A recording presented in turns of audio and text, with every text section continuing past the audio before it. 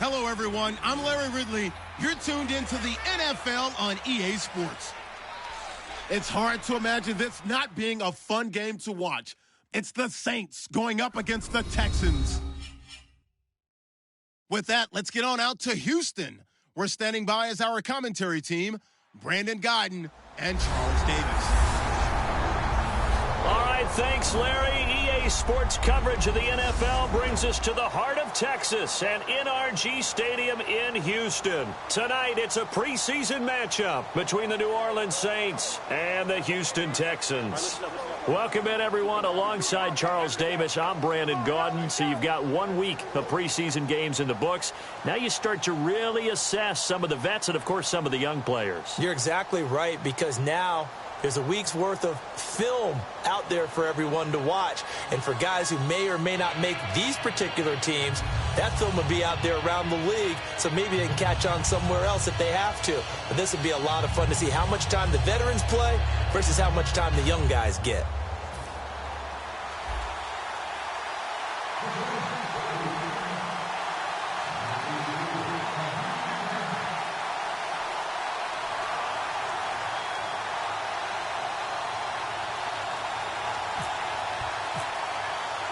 Here's the punter, Thomas Morstead, to get this one started. And this one is underway here on EA Sports. This fielded a few yards into the end zone.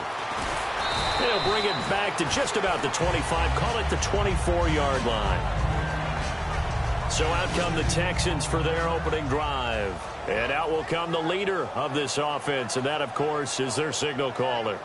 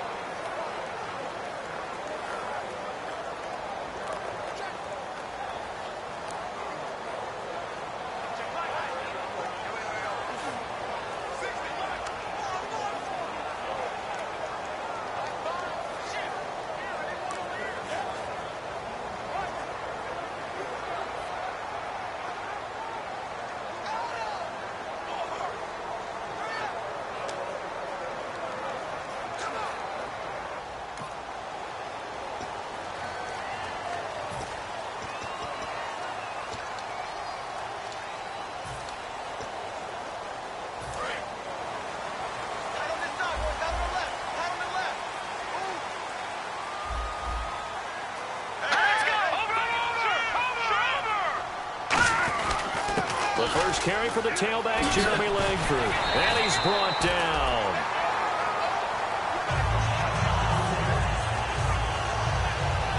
And a look at Bell, who remains down after that play. Appears to have gotten shaken up. Definitely the last thing you want to see here in a preseason game. We'll be right back.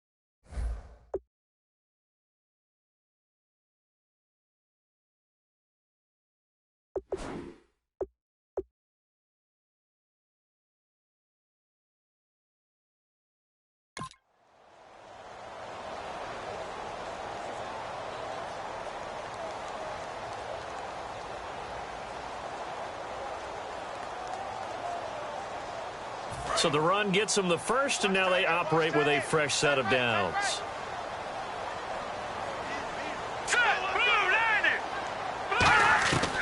Out of the gun, they'll look to throw. And it pops free. The collision there jarred the ball loose and brings up second down. And how about this wide receiving core, Charles? Well, I was at the hotel watching a little film, and you popped your head in and said, these receivers are pretty good from what I can tell. You're exactly right. Can't wait to see them do their thing out on the field.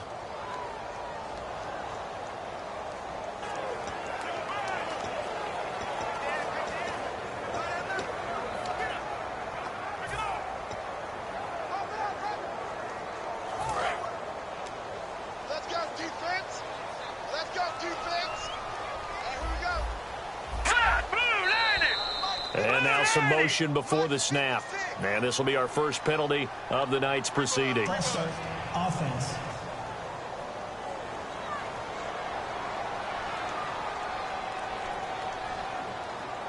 Still second down.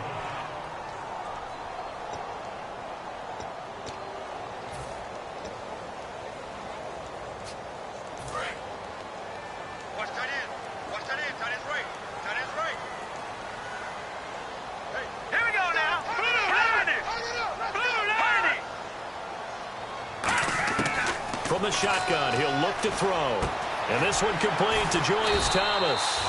And he'll get up to the 43-yard line. It'll be a pickup of 12 yards. And that'll make it third down. Okay, when the big guy runs a corner route, you're asking a lot no matter who's covering him. Doesn't matter whether it's a linebacker or a defensive back. Yeah. He usually has the advantage because of his body type. So here we go, a third down after the second down pass completion.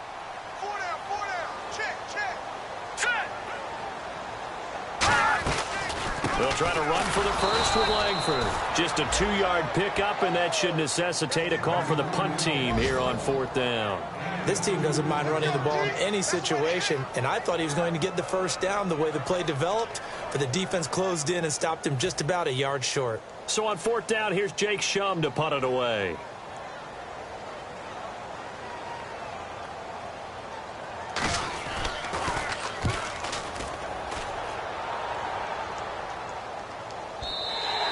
And a little too much mustard on that one. It hits a couple yards into the end zone.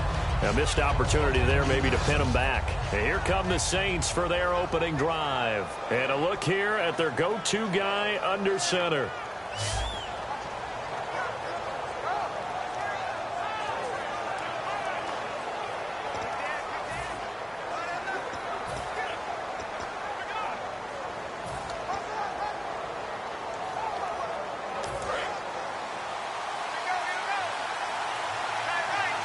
They come up in an offset eye.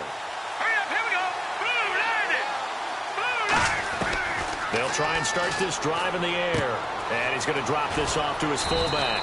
And they'll bring him down at the 27-yard line. Give him 7 on the play, and it'll be a second down. It's interesting because when I'm watching college football and I'm evaluating guys for the draft now, my list of fullbacks, pure fullbacks, it's a very short list. I'm probably evaluating more punters and kickers now than I am fullbacks. But doesn't matter what you call the position, it's who you put there, and there we saw completion. So they complete the pass, and now they face a second down. hurry up, here we go.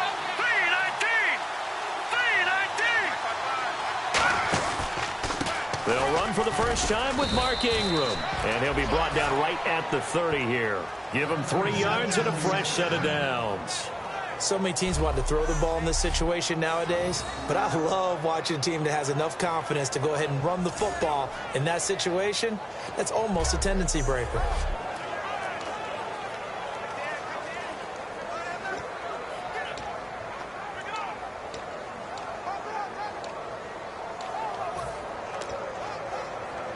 So the run moves the chains, and here we go on first down. Set. Ingram again, a first down carry. And he'll lose yardage here, going down back at the 28. It's a loss of 2 there, bringing up second down.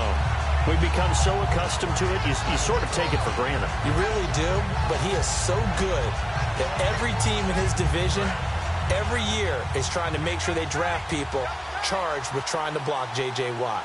So far, hasn't been too successful. Here's a play fake as they set up to throw. Sliding out of the pocket. Wide open receiver complete. And he's brought down. A good gain of 14 there, and it moves the chains. Looked like the defense put pretty good pressure on him, but he's able to flush out to his right to try and evade people. On the run, had to get on his horse. Still accurately throws a nice pass for a first down.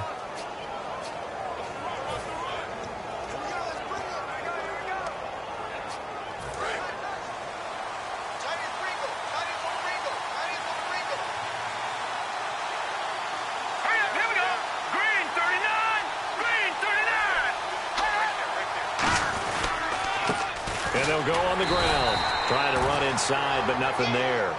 Just a yard on the pickup there, and it'll bring up a 2nd and 9.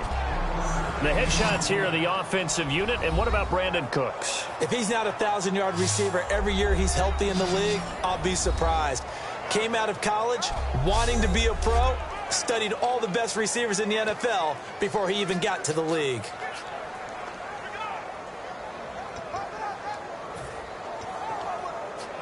Clock rolling as we hit the midway point of this first quarter.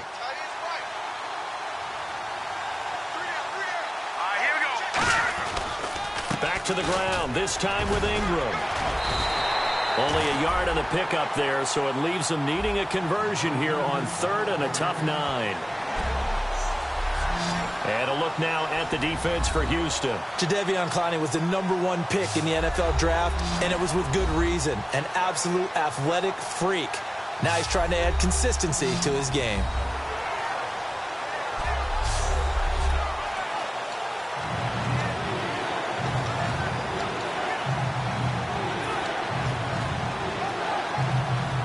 And here comes play number 6 on this drive.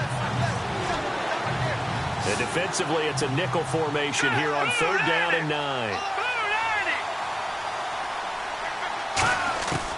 Now a shotgun snap as they'll look to throw. And a quick throw here, that's complete. And he has the first down yardage before they bring him down right at the 45. I don't care how many times we see it. I still get a kick out of watching quarterbacks and receivers do the pass tree in pregame warm-up. But I always remember that when we go to practices, we see that after practices as well. They really tune it up, don't they? They tune it up. They know why they do it for these situations. First down. And they build that trust, and that's why they're able to find him in this type of a situation. Fresh set of downs here.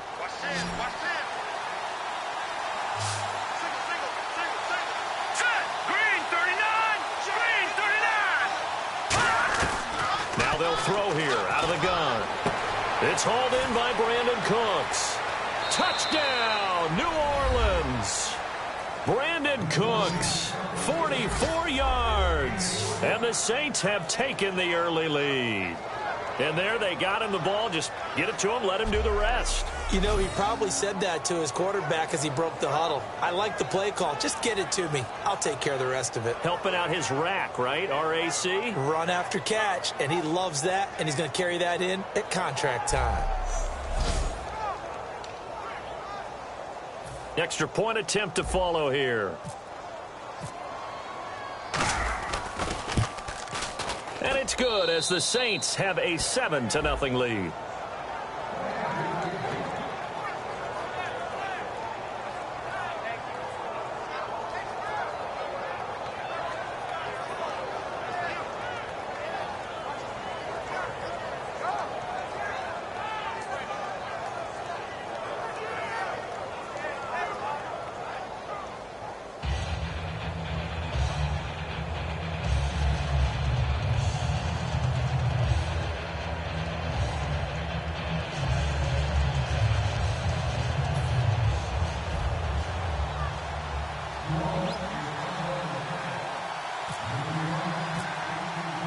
Morstead out now following the touchdown to kick.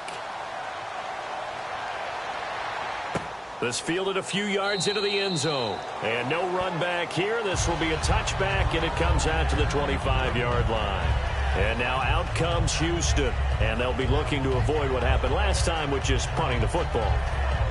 But when you look at how teams play the game, that complementary football comes into play. How do I take care of my defense? How do I take care of my offense? Well, the defense is taking care of them in a lot of ways. Now it's time for the offense to jump things up and help their defense out. Give them a little bit of rest. Yeah, time for them to give them a rest. Took the words right out of my mouth. Green, 39. They'll run with Langford to begin the drive. And he'll go down right at the 30-yard line. 5 yards on the carry. Good pickup on first down. And this defensive line will be looking to control the point of attack. And that's what they've done throughout this season. This is a terrific unit. They play together very, very well, and they don't permit big plays to happen.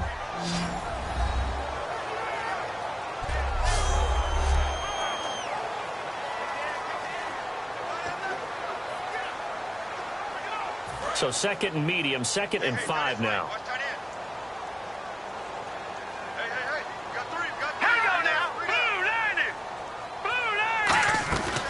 Langford again. And this carry not as productive. He's swallowed up at the line of scrimmage. It'll only be a gain of a yard, and it sets up a 3rd down and 4 now. Partner, we know today's NFL is really built around the guy throwing the football. But these short runs, they still pay dividends because they can take their toll on a defense, and they can add up as the game goes along. You control the clock, you control the ball, and that way you often control the game. Out of the gun now on 3rd down. He rifles one that's intercepted. A great read, and it's picked off. And they'll set up shop right near midfield at the 49-yard line. Oh, timing is everything on a route like this. He tried to drive that football into a tight spot. And if you're a little early or a little late, chances are there's going to be someone there. And sure enough, this one's going the other way.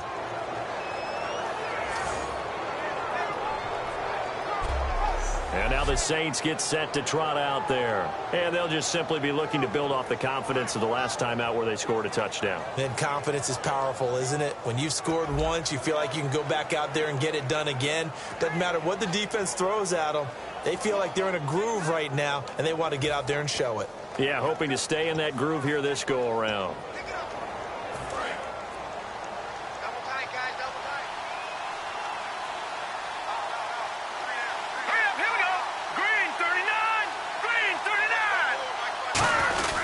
This is Ingram on 1st and 10.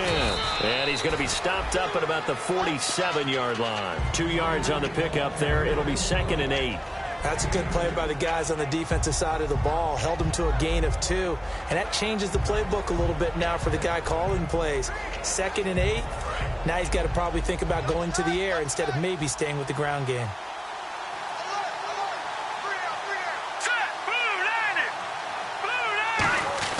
They'll set up to throw. Left side and caught by Flainer. And he's brought down. Give him 12 yards on that one. It earns him a fresh set of downs. When you execute a drag or a crossing route really well and give them a chance to let it develop a little bit, you can gain some significant yardage hitting your tight end on that one.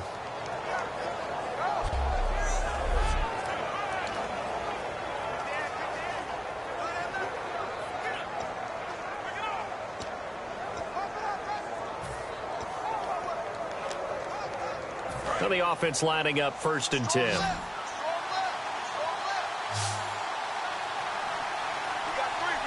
They come out here in the eye. Now a play fake here on 1st down. Firing quickly here, and that's complete. And he's brought down. It'll go as a gain of 10 there. And that leads to a New Orleans 1st down. Now that was pretty. They executed that curl route versus zone coverage, and that changes things a little bit because against man, it's often a tight curl, a sharply run route. Against zone, you're just looking for that open spot, that dead area, so you may curl it a little bit wider just to get to that place. And usually a tight window. He fired a bullet in there for the completion.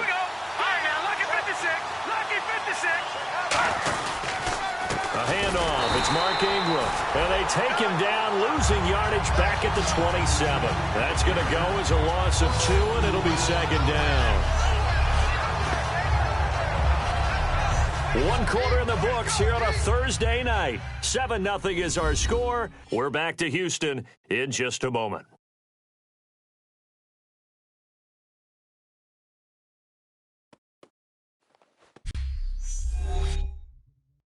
This presentation of the NFL on EA Sports is brought to you by Snickers. You're off your game when you're hungry. Snickers satisfies. With Charles Davis, I'm Brandon Gaudin. It's Saints football to begin quarter number 2, but they face a 2nd and long to start things out.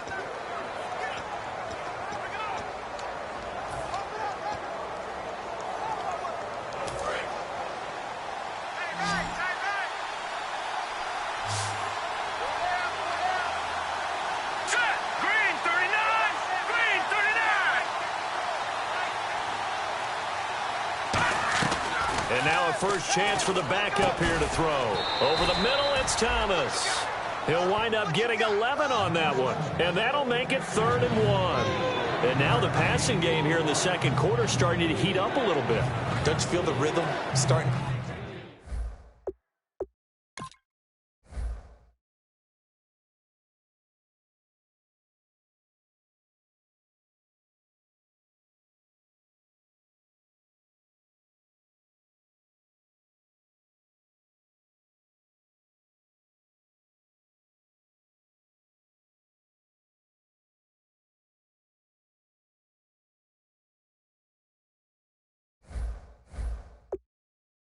Right? You see it now. The confidence is starting to rise. I think now as a play caller, because that has happened, you lean on it a little bit more. You don't go totally away from running the football, but you do say, guess what? We can throw it. We can throw it well with a whole lot of confidence.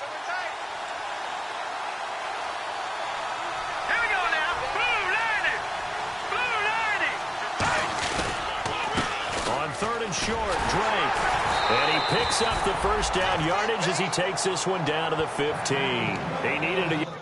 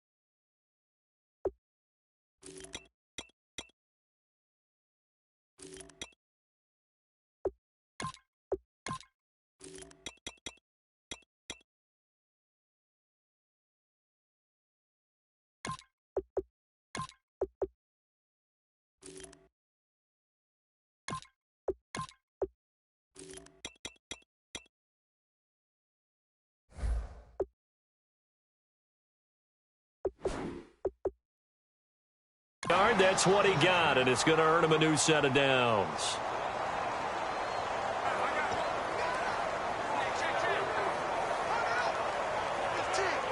Offense comes to the line now, 1st and 10. Here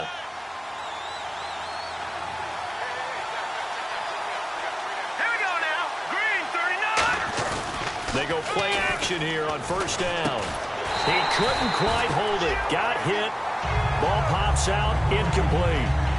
And this is a guy straight out of college. They're not going to try to groom for a year or two. They want him to produce right away. That's why they took him in the 1st round. They expect him to be a starter right away and a future all-pro. So they don't have any time to wait for him to come along. They want him to play right now to help this team. Really, it's a solid draft class from a year ago. They were able to address some key weak spots on their team and fill in some holes. And they were able to identify the players they wanted early in the process. Got a little bit of luck, as some guys may have fallen to them. But for the most part, knew their philosophy and stuck to it. They'll wind up losing 3. And now it's 3rd down. One of the toughest things for an offensive lineman to learn is the ability to get in space and hit people who are moving targets. And linebackers are not easy ones to hit because they know how to move, juke, and make you miss. And that's exactly what he did on that play. A nice play for the defense. 9th play of the drive coming up, and certainly not an easy one on 3rd and long. Here we go. Green, 39. Green, 39. Back at it. Detroit. Detroit. He'll look to throw.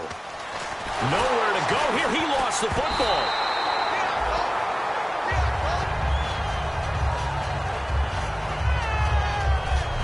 On plays like this where the ball comes free, it's often unusual for the team that lost it to get it back. Because this is the quarterback. The ball gets away from him. Everyone else is trying to execute what they're supposed to do on offense. They're usually looking in the other direction, downfield, or have moved away from it. In this case, though, a teammate is able to come up with the ball.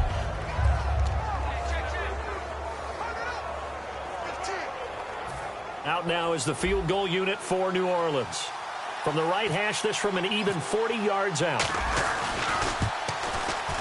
And his kick is right there. It's good. And the lead moves to 10-zip. So in the end, they had the ball for 10 plays, but the drive only yields 3 points. Yeah, they were able to move the football, but the defense stiffened once their backs were to the end zone, and they were able to hold them to just 3.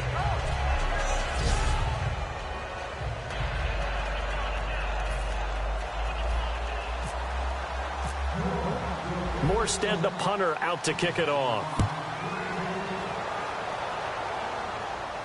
This fielded a few yards into the end zone. Some might have returned that one. He won't. He'll go down to a knee, and they'll start the drive from the 25. And trotting back out there now, this Saints defense. They had the interception last time, led to a field goal. And kept points off the board against them as well. What a great way to end a drive. Take it away and set your offense up to put points on the board themselves. The only thing would have been better, a touchdown. Now they'll be looking to get the stop and lead to that here on the next drive.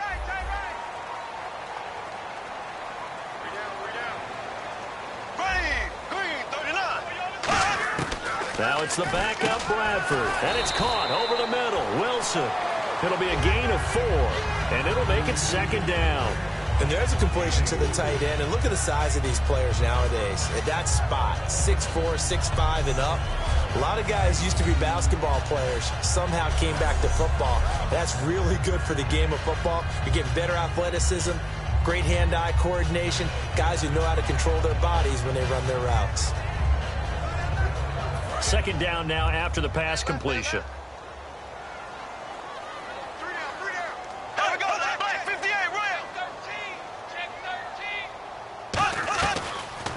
They'll run it now out of the gun. And he'll be brought down shy of the 40 at the 38-yard line. It's a 9-yard gain, and it keeps the drive moving. And that's a nice pickup of a 1st down on that 2nd down run. And at that yardage gained, they can run that play on any down.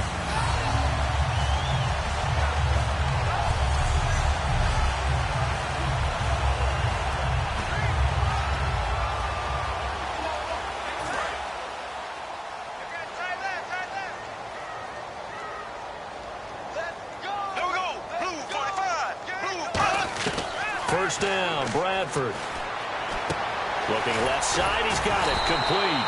And he'll be taken down, but not before he gets into enemy territory.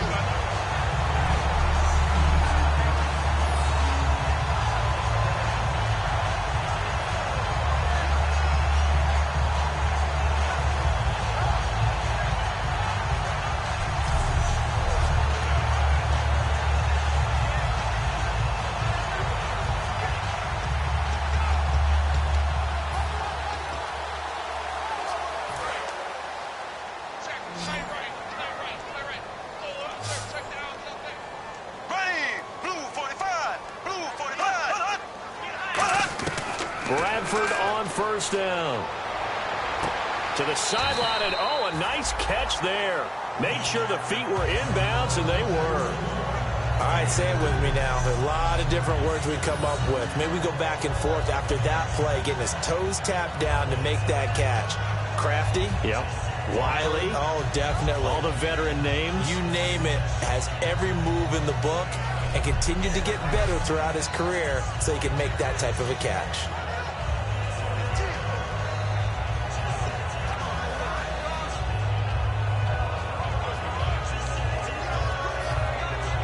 Decent chunk of yardage still left here. 2nd and 7. Hey, you're on an island over there. You're on an island. Green, 39. Green, 39. 2nd down, Bradford. He's got a man. That's caught. Left sideline. Touchdown, Houston. A big play there. 43 yards. And the Texans have cut it to within a score. And on that one, able to catch it, also able to have the wherewithal to take it in for the score. And how about the phases of a successful catch and a completion of a play? Look the ball in, secure the catch, and then, of course, the run after the catch that ends up in the end zone.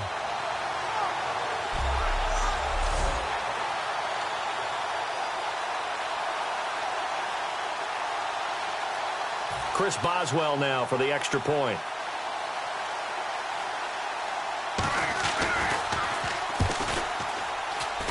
And they're back within a field goal. It's 10-7 now.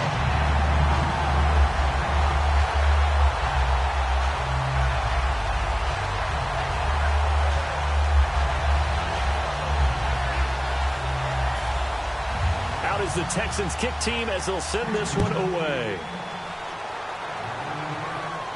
This is fielded at the goal line. And he will be marked down right there at the 20-yard line. Now out comes their leader and the captain of this offense back onto the field. He's played a pretty clean first half, a touchdown, no interceptions. Frankly, that's what they expect out of him. They want to see the ball thrown and thrown well, and he's able to do that and put it in the end zone. They'd love to see more of that before this game finishes, but right now, he's got his team in a good spot. A good spot, maybe looking for touchdown pass number 2 here in the second quarter. Let's go. Green, 39.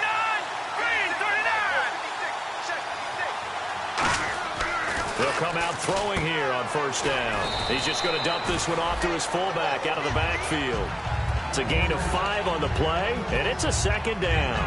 Now, that's often a surprise for the defensive guys when they see the big fella slide out of the backfield and catch the ball. Not something they usually go over in practice very often.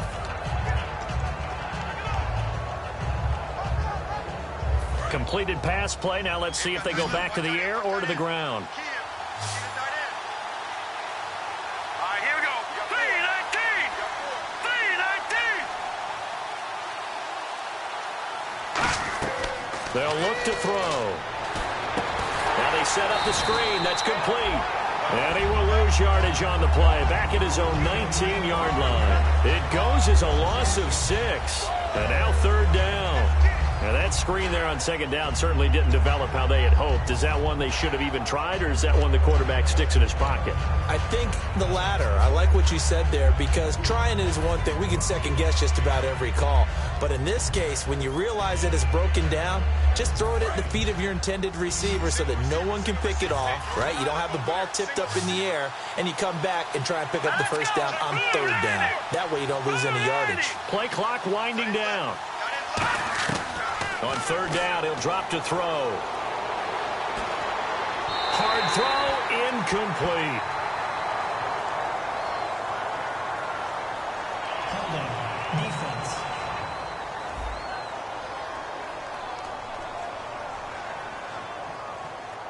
Got a little handsy there, defensive holding, Charles. And defenders will get away with as much as you will allow. The 5-yard mark tells the officials where the line should be drawn.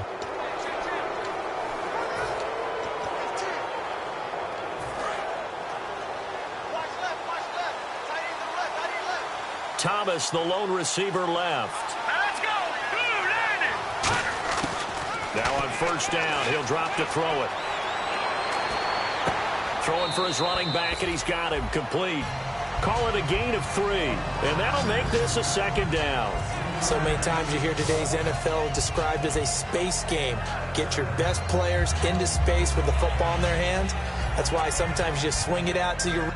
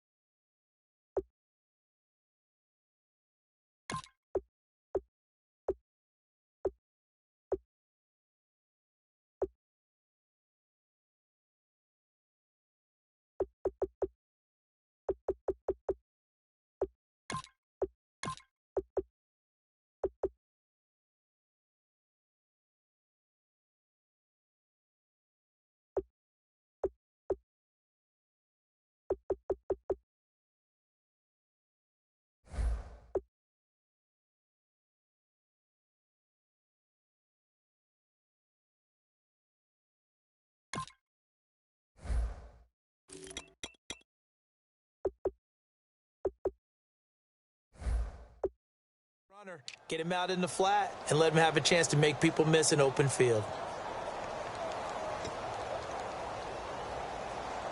So they complete the pass, and now they face a second down. Here we go now.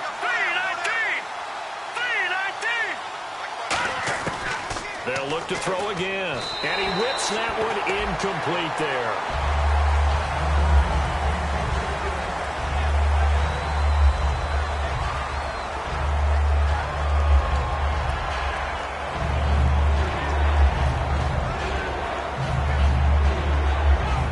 So a second down incompletion now brings up third down. Here we go now. 3-19. 3-19. Again, he'll drop to throw. And he fires one, but incomplete. Now the veteran punter for the Saints, Thomas Morstead, on to punt on fourth down.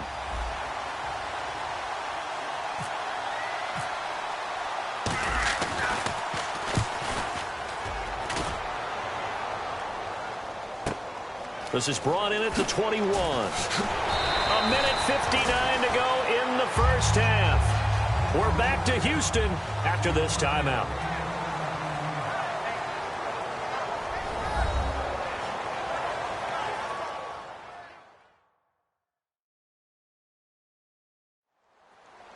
Coming up at halftime in a little less than 2 minutes, we'll send you to Orlando, where Larry Ridley is standing by. He'll have highlights and analysis of this first half.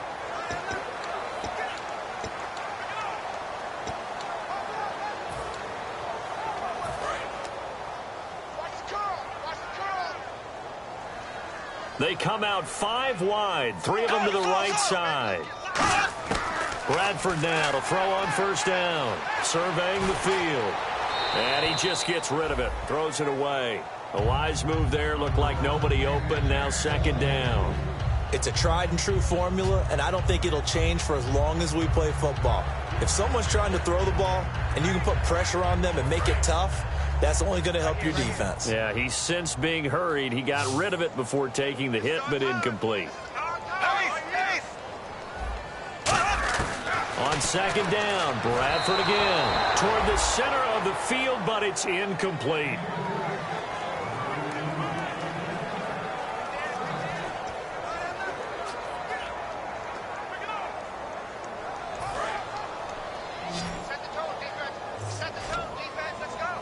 And it looks like we've got a dime set here defensively. 6 DBs in the game. Throwing, Bradford. He's got time. And he's taken down here by the Saints. It'll be a loss of 8 on the sack, and it's going to lead them to 4th down. And now the Saints are going to take a timeout on defense. It's just their first, so they'll have 2 remaining here before we get to halftime.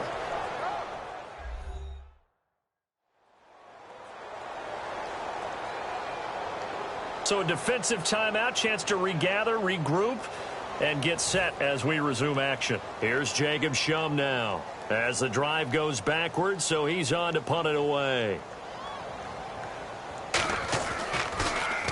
He gets this one away, and boy, it's another boomer. This is taken at the 15. Nice job bringing that one back. 14 on the return. And the Saints will take over with a first down and 10. Here he is, the man taking the snaps under center, heading out for the next possession. They've got the lead. He's a big reason why. Looking sharp so far. And as we travel around the league, we see quarterbacks get it done in a variety of ways. But today's NFL does tell us one thing. If that guy doesn't play well, their team's not going to win. And right now he's got his team in the lead. And now they'll look to extend that lead. Let's go. 3-19. They'll come out throwing here to start the drive. It's a short one here, complete to the tight end. And down he goes, but he takes it up to the 40. Give him 11 yards that time and a new set of downs. Looking to speed things up here, going with some tempo. An encroachment penalty here, maybe just a mental lapse, partner. Sometimes you have to just watch the football. Make sure it's snapped before you're jumping.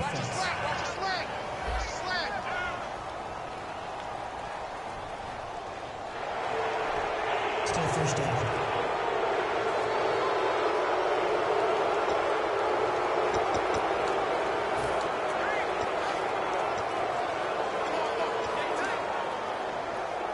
So a first down and 5 for the offense. Let's go. Blue 90. Blue 90. He'll drop to throw. Nowhere to go here. He lost the football. And the Texans scoop it. And they will finally run him down, but not until he brings this one all the way back down inside the 10-yard line. No coach or team's ever happy when someone has a turnover, but if there's ever a good time to do it, preseason. Yeah, right now. You know that to come regular season, he's going to be ready to go, and maybe he'll remember, yeah, I don't want to do this when it comes time for the games to count. And now out comes Houston. And a tight game after punting last time. See if they can get something going on this drive. As they head to the field now, with the game this close, you've got to feel there's a sense of urgency for them going on offense right now. But they have to do it without letting panic creep in and affect their play. We got three, fellas. Here we go now. Blue 45. Blue 45. Bradford now after the fumble recovery. That's complete right around the 8. And he'll be brought down here at the 3-yard line. Now hold everything here. We're going to get a timeout by the offense. It's just their first, so they'll have 2 remaining here before we get to halftime.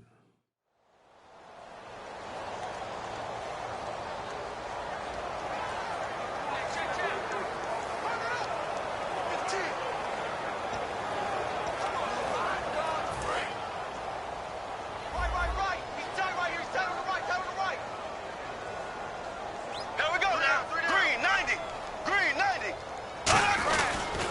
they'll try the ground game here with the running back.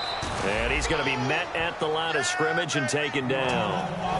Now, whistles come in. We're going to get a timeout here by the offense.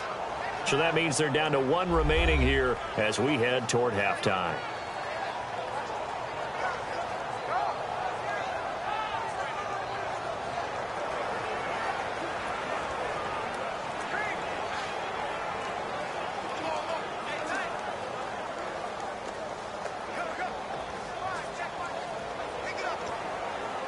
The line of scrimmage is the 2 here on 3rd and goal.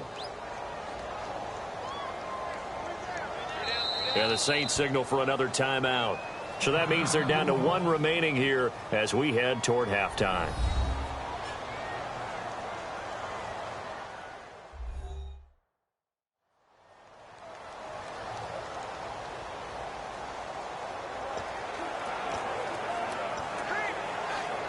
Stonewalled on 2nd down. Now let's see what they can do on 3rd and goal from the 2. Here we go.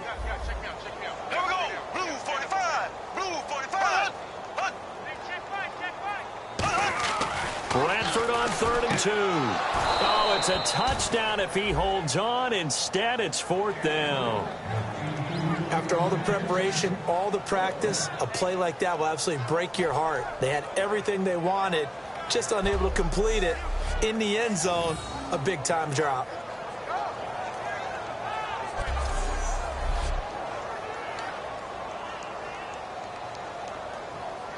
Now the Texans are going to call on the field goal unit from the right hash at a bit of a tight angle.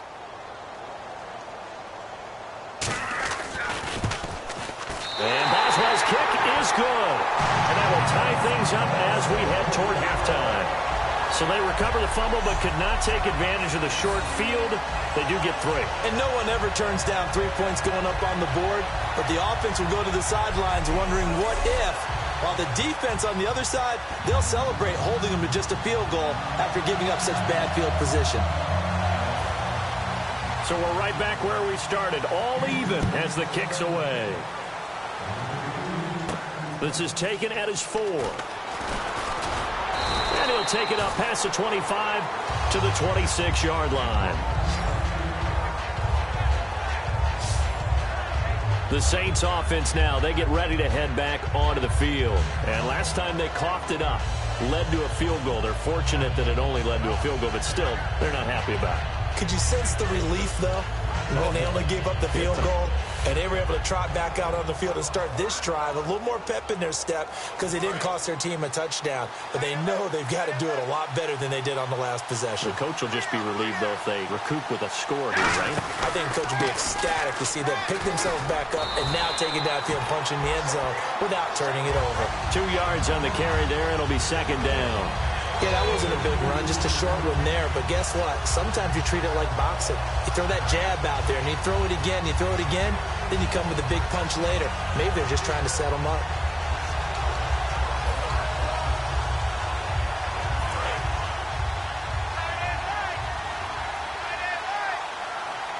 Here we go.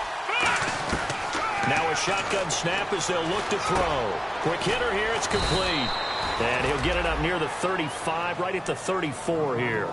Now hold everything here. We're going to get a timeout by the offense. And with halftime on the horizon, they'll be out of timeouts from here forward.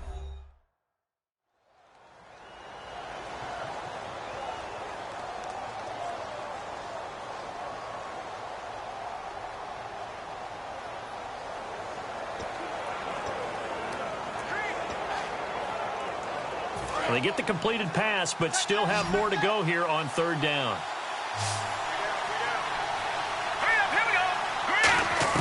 They'll throw now on the final play.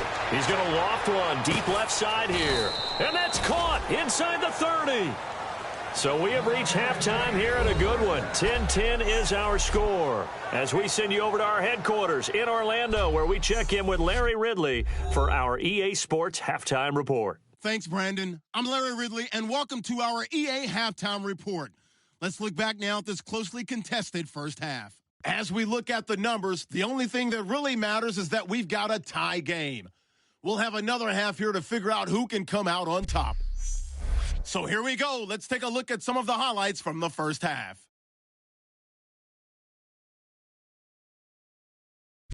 Texans on 2nd and 7. Bradford's going to complete the pass to the sideline, and it ends up working for a touchdown. Texans now down by just 3. Now to late in the first half. Defense is going to come away with the sack. This will go for a loss of 7.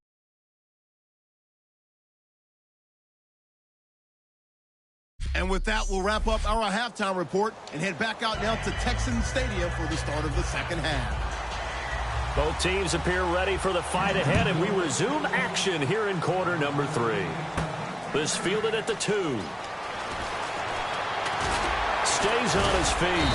And not a bad return here. He gets it out to the 25-yard line.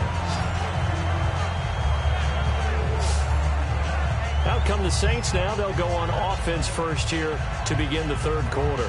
They have a chance to break our tie here as we get a look at the first drive of quarter 3. And it's such a tone setter, isn't it? Because both sides trying to seize momentum to begin the half. What do they have dialed up that'll give them an advantage to move the ball downfield? Let's find out what they have dialed up. Looks like the defense in press coverage here.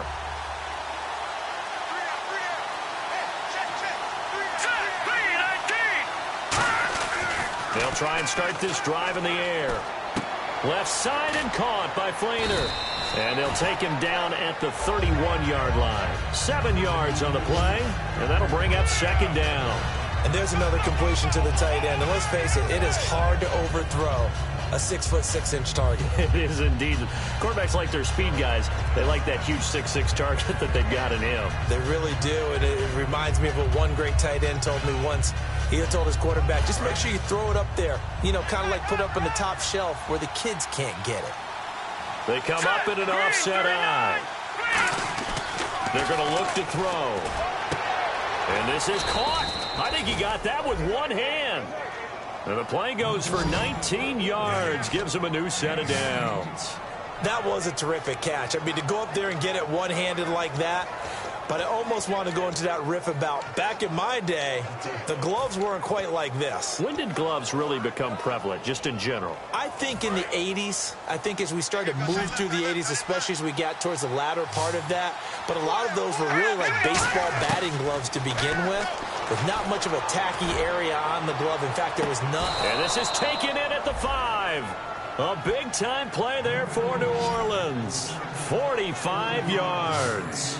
And that's how you throw for a whole heap of yards in a game. You get efforts like that from your receivers. How about him laying out for that catch? Yeah, excellent. Makes the quarterback look a whole lot better.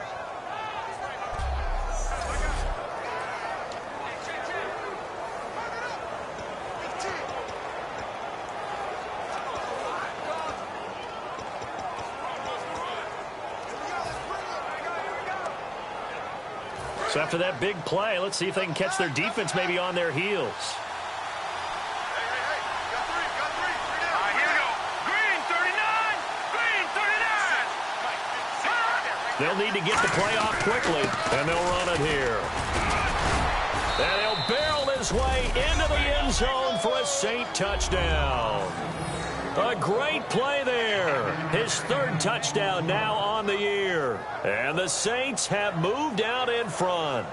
We got a little bit of everything on that run. Offensive line creating some space, but how about the guy running behind his pads into the end zone? What does that mean when a guy says running behind his pad? Means that he's going to be a physical runner. That way he's able to use his shoulder pads, his forearms, anything to ward off people to power his way forward. He's got it as they go up by a total of 17-10.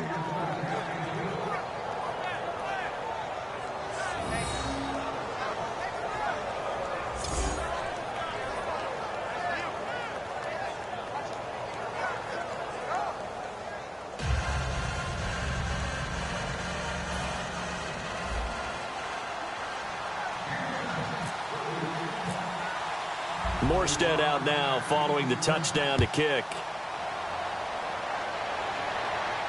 That's fielded in the end zone.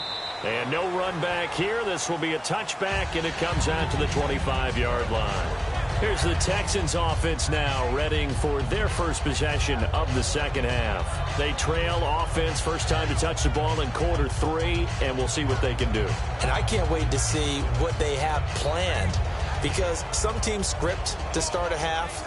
Other teams just go, okay, these are the sequence of plays we want to run. These things worked well for us. And sometimes they throw in that big chunk play right away. Shocker. Try and get after them early and try and create a big play to give themselves some momentum. See what they have up their sleeve. They'll give it to him right up the gut. And he'll go down right at the 30-yard line. Give him 5 on the carry there, and it'll be second down. And that's exactly what you want on a first down run. Pick up 5 yards, bring up 2nd and 5. The defensive line, though, they've got to figure out a way to out-leverage the guys up front because the offensive line is winning at the point of attack.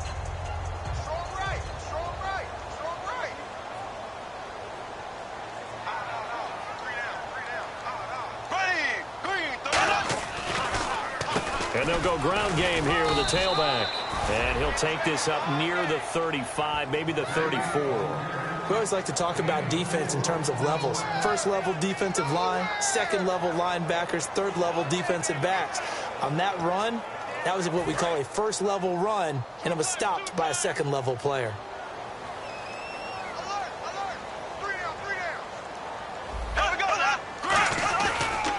And they'll go with the ground attack here. And he's taken down at the 43, but not before picking up the first. 9 yards on the pickup.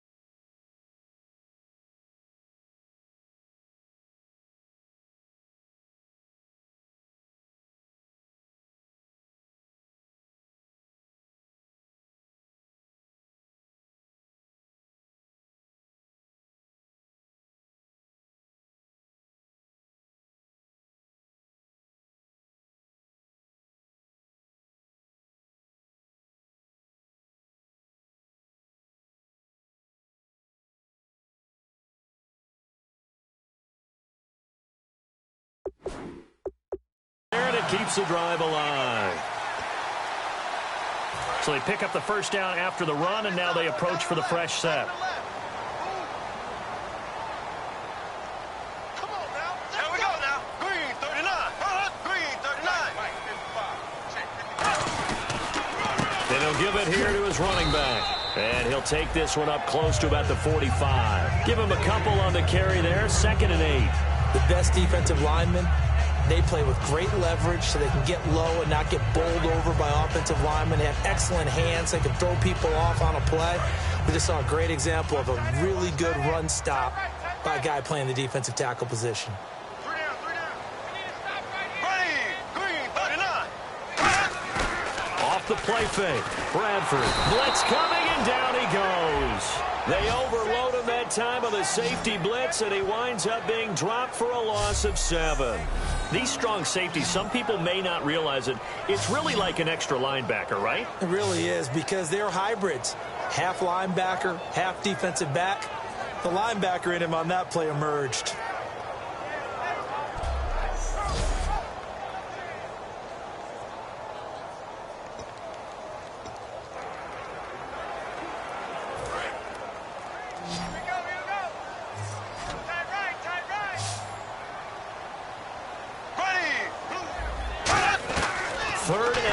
For Bradford. And he's got his man on the out route.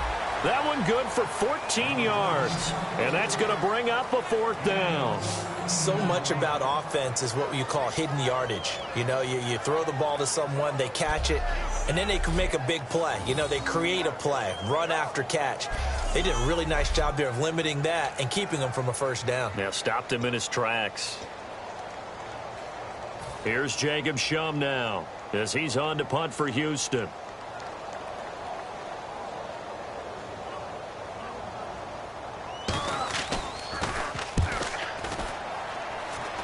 And this punt will go out of bounds. I think it'll be inside the 25, and it will. Right at the 24-yard line is where they'll spot it.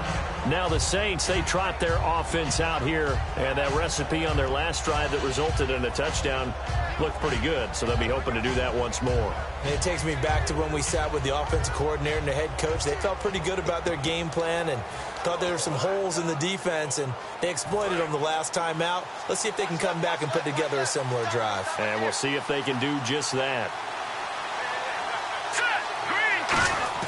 They go play action here on first down. Oh, incomplete.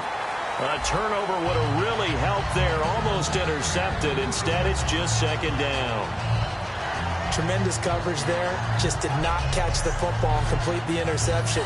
But what do they say all the time? If he had really good hands, he'd be playing offense.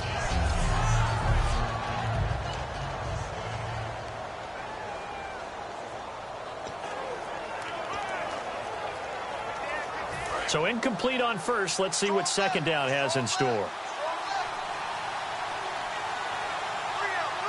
They come up in an offset eye. They'll give it to him right up the gut. And he'll fight forward to about the 27-yard line. Call it about a gain of 3, and they'll be looking at a 3rd and 7 coming up. Well, I think we know by now that every run is not going to be broken and get all the way to the end zone. But these short ones still have their value. You can still set up your play action and throw the football. You control the clock because you have the ball and they don't. And often the physicality sets the tempo for the game. On 3rd down, he'll drop to throw. And he takes a shot on the release as this will be incomplete. 3rd down is the down. Both sides know they absolutely have to win. And the name of the game for the defense is pressure on the quarterback. But pressure on the quarterback with contact, that's how you end up winning it.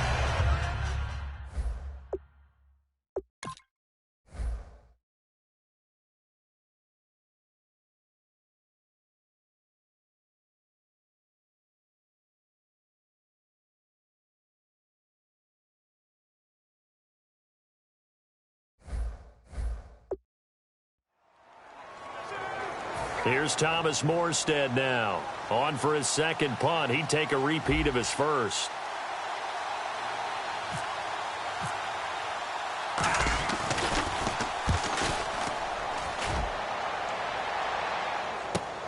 Pulled in at the 24. A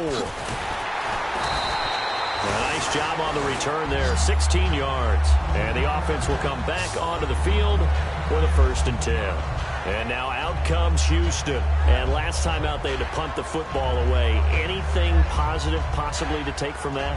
There always is when you're punting the football away. It doesn't sound like it because you're giving it up, but you've avoided a mistake. At least you didn't turn it over. You didn't turn it over, right? You're giving your defense a chance because you're punting the ball away, and they're set to go on the field as opposed to sudden change after a turnover. And wow, now we got to go out there and stop people. So, yeah, there's always something positive to be gained from it. Bradford now to throw on 1st down. And he'll toss this one incomplete. Seeing no options, he throws it away. I hope I don't sound too rah-rah on that one, but that's the exact right throw. Either your receiver gets it or no one gets it. Give him a lot of credit for being really precise with it. Got rid of it. No one got it. 2nd down following the incompletion.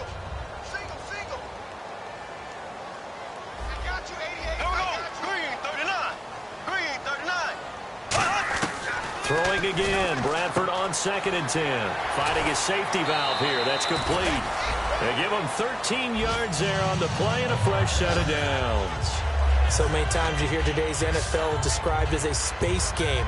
Get your best players into space with the football in their hands. That's why sometimes you just swing it out to your runner, get him out in the flat, and let him have a chance to make people miss an open field.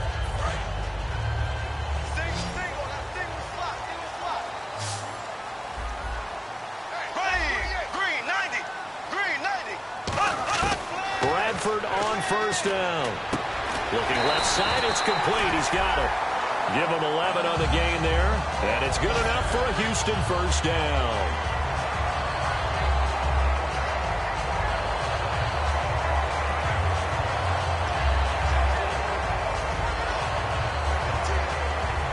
So the offense has it 1st and 10.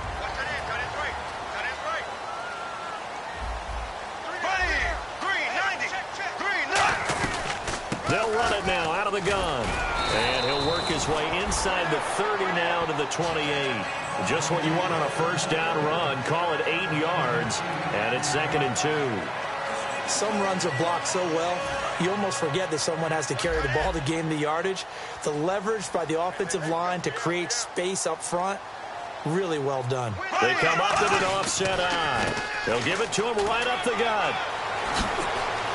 And he's in. Touchdown, Houston. A great effort there. His 3rd touchdown now on the year. And the Texans are an extra point away from tying this football game. And that moment we just saw, always so special for any rookie, the 1st touchdown of his career. And there's nothing like anticipation, is there? You know he's been dreaming about it, thinking about it. It's been a part of every bit of his being.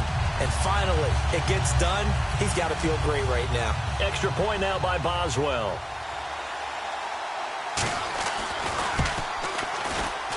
And he gets it to go, and we're all even. 17 apiece.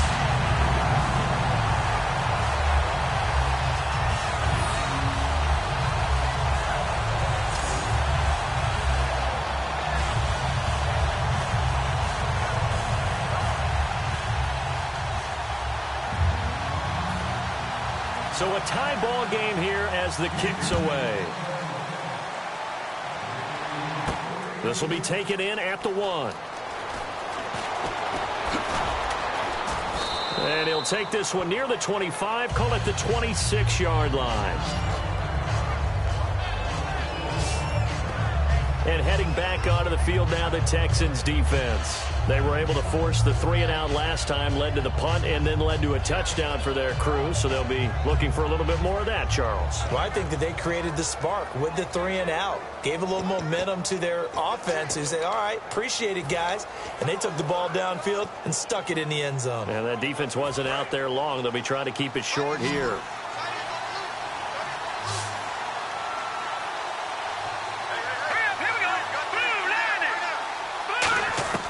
They'll come out throwing here on 1st down.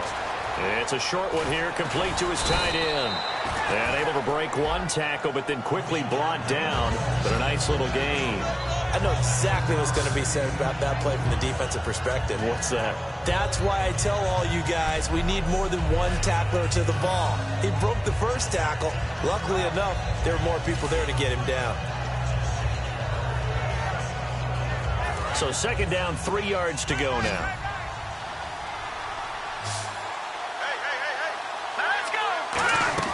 Off the play fake, he'll look to throw. And it's a short one here, complete to the tight end. 5 yards is the pickup there as that extends this drive. So much goes into a successful play, doesn't it? How about that play action there, freezing the defense just enough to bring the tight end free downfield for the completion.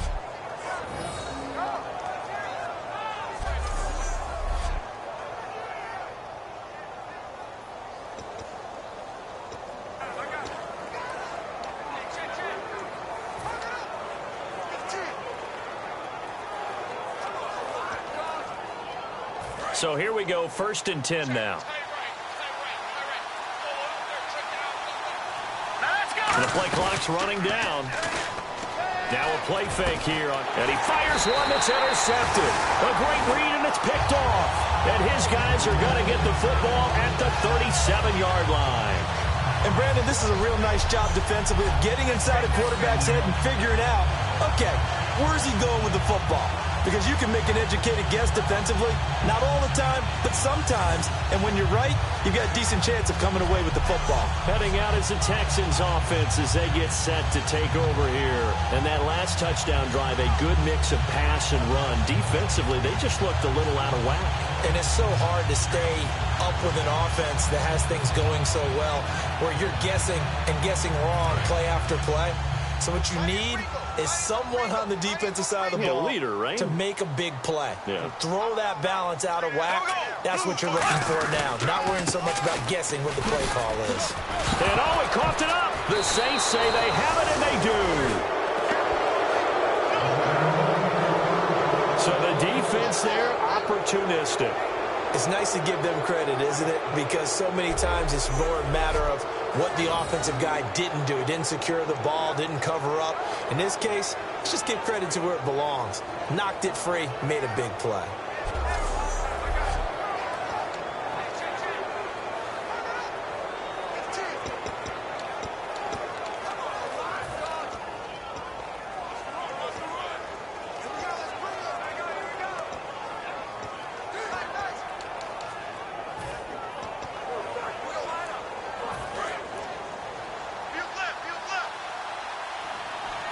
They come out 5 wide, 3 of them to the right side.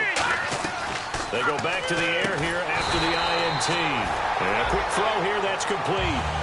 It's a loss of a yard there, and now second down. Now that was well defended, and as a cornerback, what you're taught when you see a wide receiver screen, either you get underneath the play before the blocking forms, or you're going to have to fight your way through it by getting through some blocking. That was a really nice play there. They'll run it now out of the gun. And the big boys up front, they're going to stop him right at the line. A gain of a yard gets them back where they started. Now it's 3rd and 10.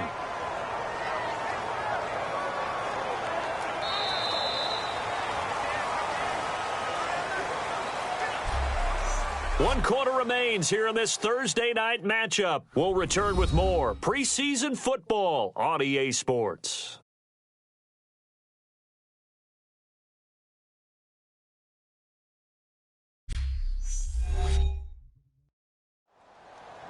Back now here on EA Sports. All even as we get ready to start the 4th.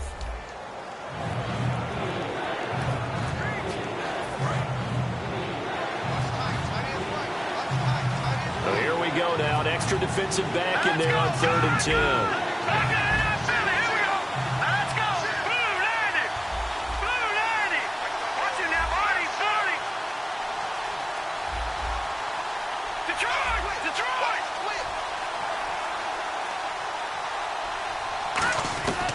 Now a shotgun snap as they'll look to throw. He gets it to Thomas.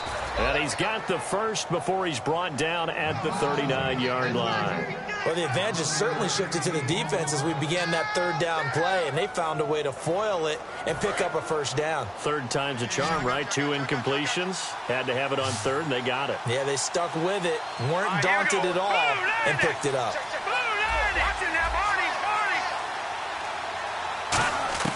They'll look to throw now on first down. Looking again for Thomas, this time complete. And he'll be out of bounds, able to take it down to the 40.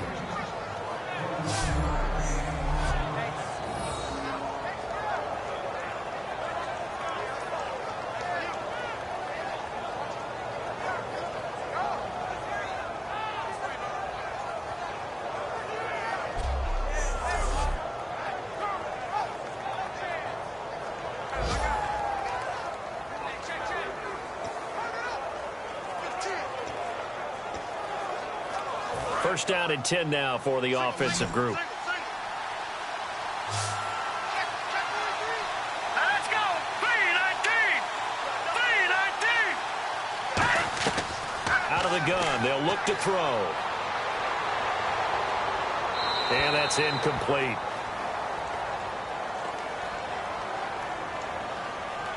Holding. Defense. It's one of those ones that is so hard to judge, but defensive holding there, that's what the referee saw.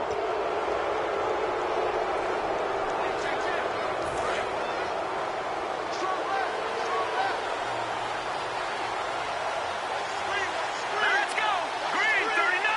Green 39. Now on first down, he'll drop to throw it. He's going to loft one deep left side here. And they went big on first down, proves unfruitful. Well, partner, I think the defensive fellas got the memo, and they decided to cover him on that play. Yeah, he's already up over 100 yards in this game. They tried a deep shot, couldn't get it. Yeah, when you've had that much success, finally someone said, let's try and put a stop to it and put people on him. So the incomplete pass brings up second down. They come out here in the eye. Patriot. Here we go. Blue landing. Now a handoff here to his running back. And running room scarce here. He's going to be stopped in his tracks at the line of scrimmage. In order to play really good run defense when you're playing a 3-4, those 3 guys up front, the nose tackle and the guys they call the defensive ends, they're usually big people because they're going to have to eat up a lot of blockers because usually 5 on 3. And when they do their job well, guys who play on the inside, those inside linebackers, they're able to just roam and hit. And looking at Houston defensively, they've got a dime set. 6 DBs on third. Back to throw here. Being chased out left. And he can't find anywhere to go with it. And he goes down. And now that brings up fourth down there. A loss of 6 yards on the sack. Well, they go play fake. The problem is nobody was faked out. And when no one's faked out, what's the end result? Quarterback gets hit.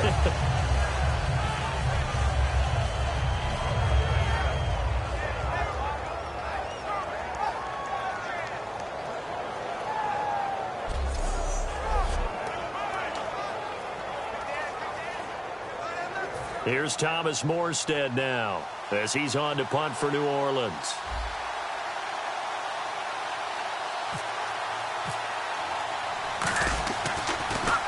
Averaging 50 yards a boot so far as this one's away. And that is much too long. That's into the end zone for a touchback.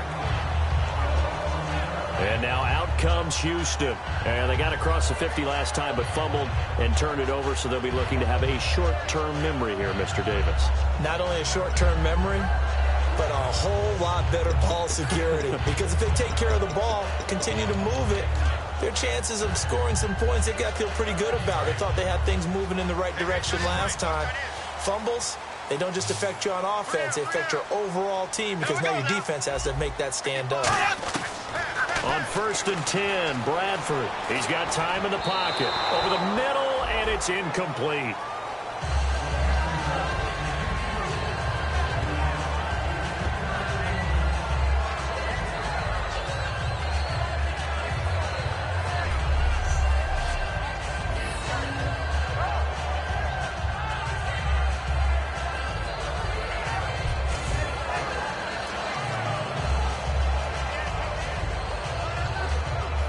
Second down now after the incompletion.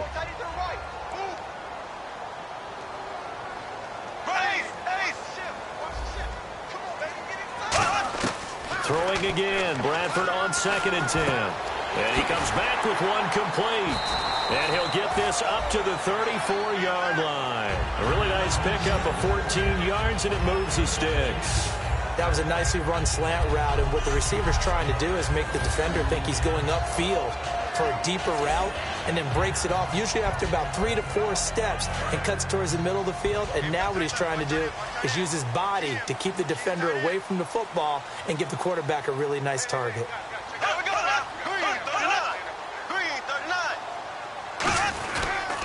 And to give this time to the tailback.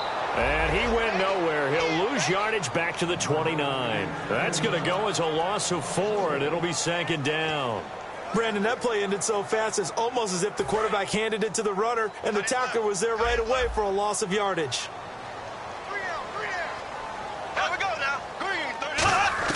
Now Bradford on 2nd down. Finding time. Over the middle here to Wilson. And he's brought down after a good gain. And a nice gain of 21 yards. Partner, it's a lot of fun watching the NFL now, isn't it? Because when the big fella runs routes, it used to be when we were kids, he'd run about 3 different routes, and that was it. Now he can run anything and catch the balls we just saw there.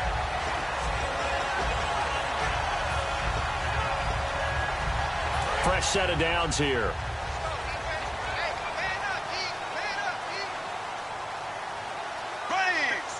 Here comes the D swarming to the line. They'll run it now out of the gun.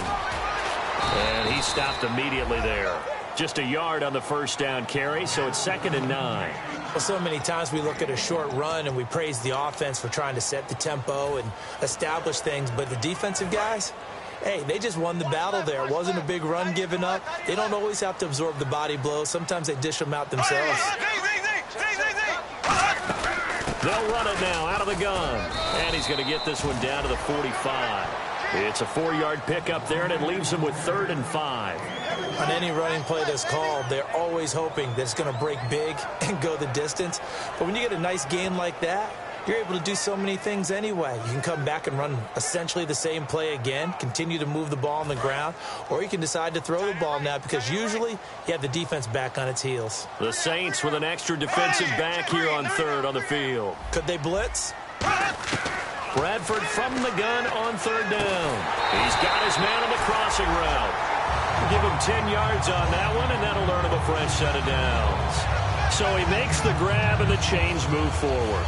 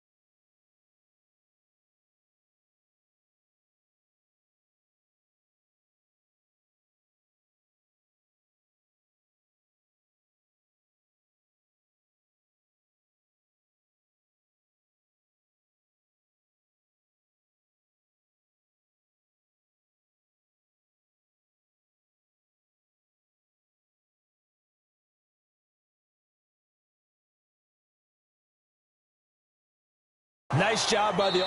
And now the Saints are going to take a timeout on defense. It's just their first. They'll be down to 2 remaining as we step aside here in the fourth quarter.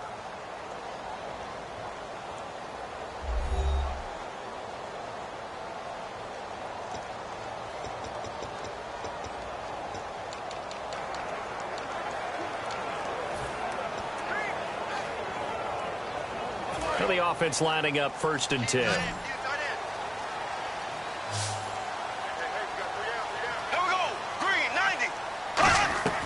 Now a play fake here on 1st down. Surveying the field. Still back there. And it's incomplete. Took a shot, couldn't connect.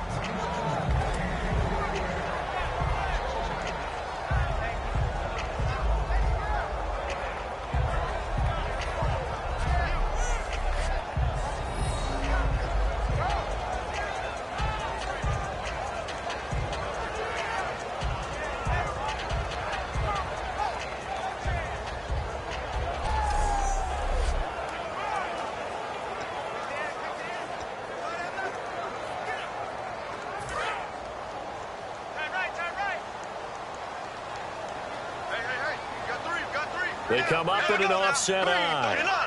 And some extras coming up on the line here, readying for the blitz. He's got Wilson, middle of the field. And this time not quite to the 30. It'll be down at the 31-yard line.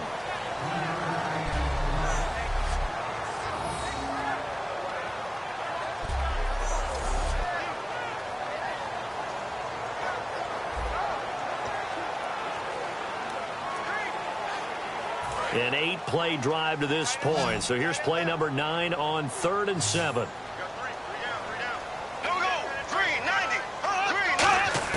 On 3rd down, Bradford. Going left side here, and it's complete. They pick up 12 on the play there, and they move the chains.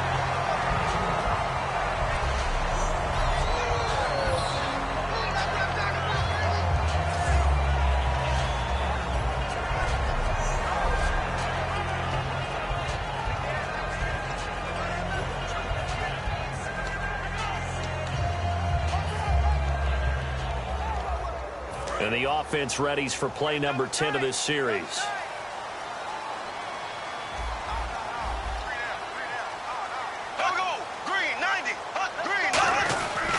And he'll give it here to his running back. And he'll get this one down to about the 17. 2 yards on the pickup there. It'll be 2nd and 8.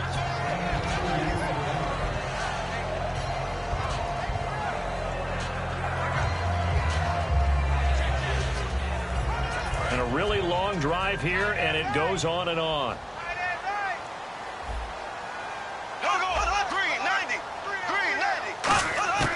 Now a 2nd down throw for Bradford. And it's caught over the middle. Wilson, a gain of 4 on the play, and that's going to bring up a 3rd down. Got to give credit where it's due. Really nice defense on that play. The pitch and catch was successful, but not any run after it.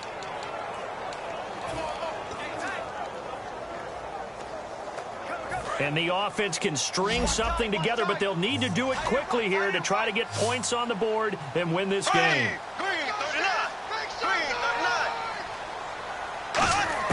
From the gun, Bradford. That is caught at the 7-yard line. And he has the 1st down before he's tackled at the 5. Time for a break. We'll come back and see how it all shakes out after this.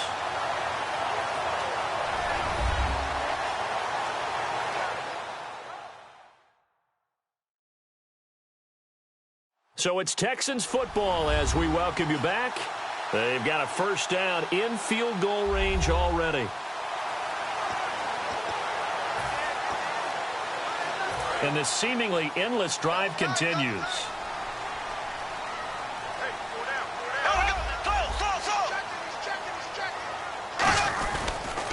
They'll give it to him right up the gut. And he'll keep working toward that end zone as he's down to about the 2-yard line. Give him 3 on the gain there. 2nd and goal.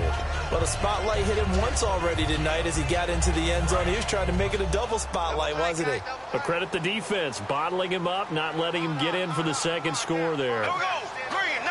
2nd and goal to go now. And on the ground they go with a running back. And the Saints signal for another timeout. That'll leave them with just one remaining in this fourth quarter of play.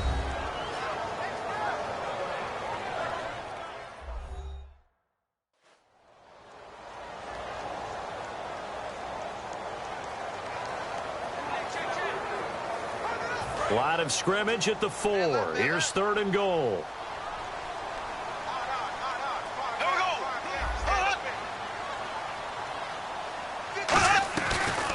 They'll run it now out of the gun.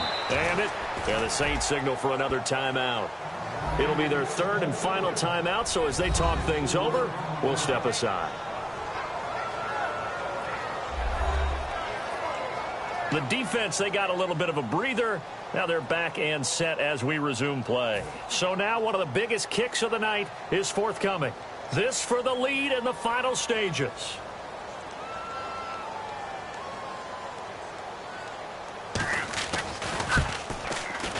And Boswell's kick is good.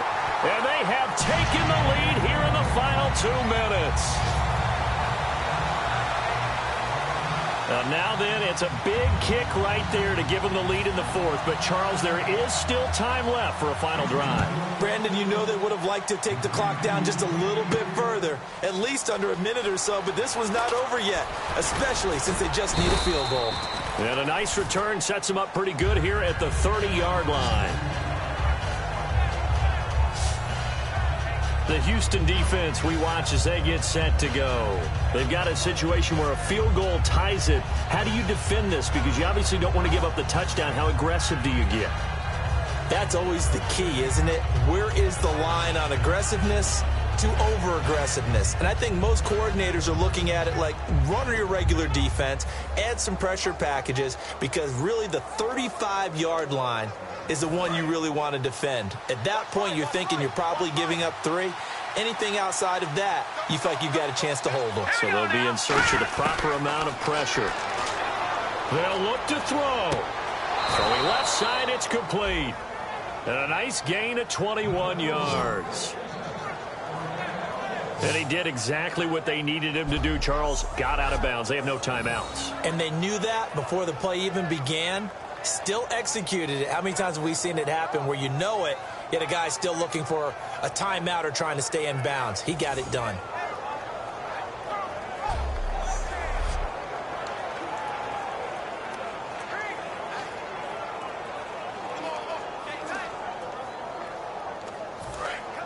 Looking to jam the receivers at the line here. Press coverage look defensively.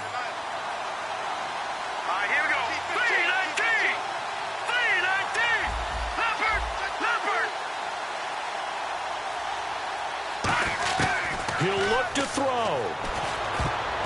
Throwing over the middle, and it's incomplete. And that incompletion was caused by the defense. I think they were trying to get one into the middle of the field, trying to find a receiver there. But they were in zone defense. And what are the advantages of being in zone? Eyes and reaction. Eyes meaning all eyes are on the quarterback and able to react when he throws the football and rally to that spot. And that's exactly what happened there. Able to get there and knock it away. So they're still at the original line of scrimmage here. 2nd down and 10. They come out 5 wide. 3 of them to the right side.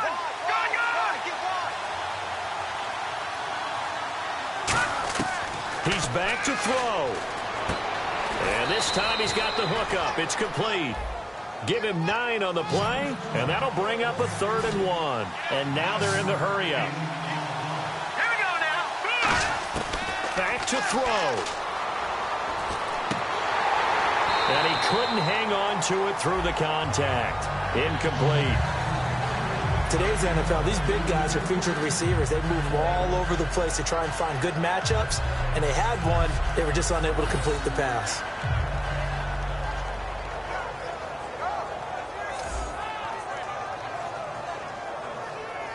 One score down. Here we go. They're going to go for it here on 4th down.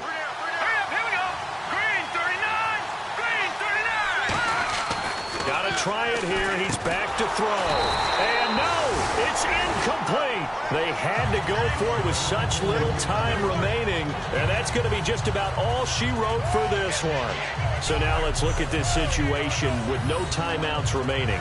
The offense should be able to just run the clock out. I know that's what it says on my time management chart up here. And I know a lot of teams are hiring a time management coach who's going to sit in the box, talk to the head coach. And in this situation, if you do anything but take a knee in victory formation, then you're not playing the game right. This game should be over. Take the knee, hold on to the ball. By the way, so impressive that you do have a time management chart up here. Listen, you know I can't count. So I need it in a big way. We can't hire anyone to help us out, so hopefully I'm reading it correctly.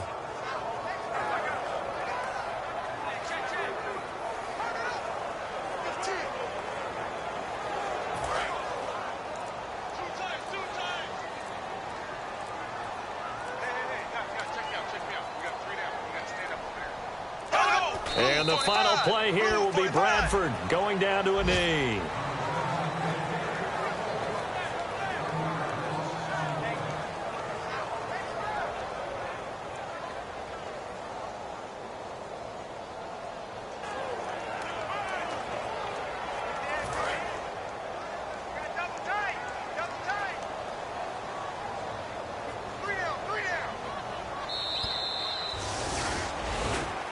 And Charles, I think when the schedule comes out, all teams, no matter where they're predicted to finish, talk about protecting your home turf. They were able to do that here in this one. Similar to a tennis match, right? Not letting them break your serve. That way you hold on to it.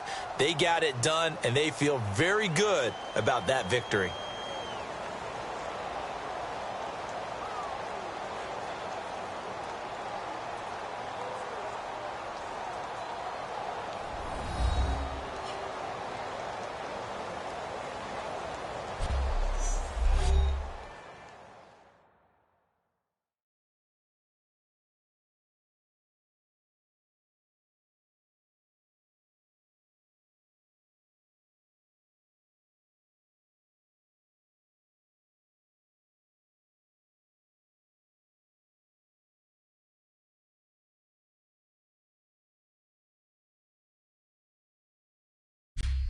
So that'll do it for us. For my partner, Charles Davis, and all the hard-working men and women on our crew, I'm Brandon Gaudin. You've been watching the NFL right here on EA Sports.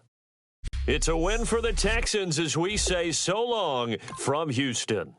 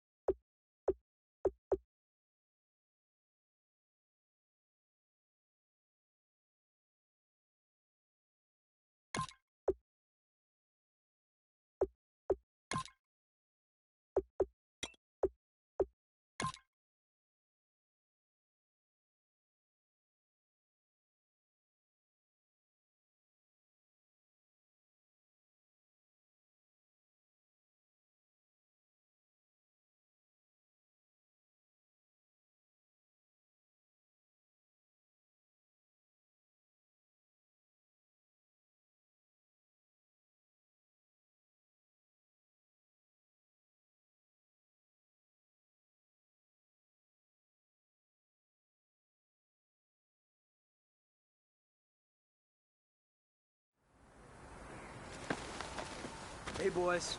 Coming out of yesterday's practice, we all know it wasn't good enough.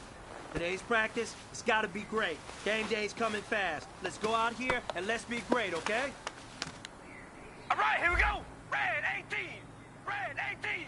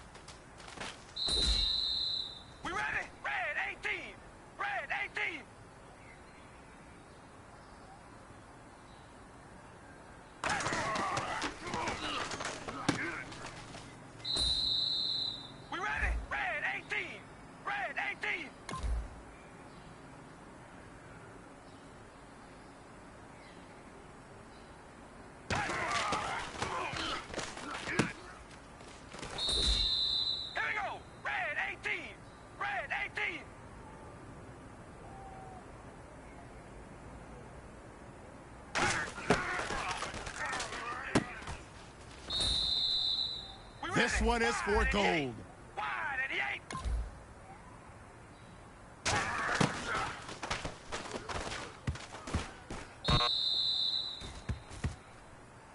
know what, man? That was pretty darn good. And you know what really gets me excited? The fact that I know we can get better. You guys have so much room to improve still. That is exciting. Let's go out here and next practice, let's improve.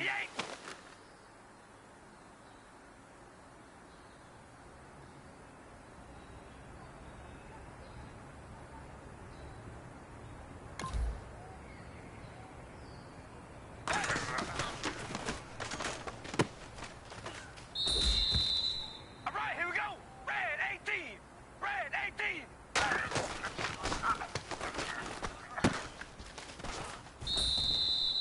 We ready? Red 18. Red 18.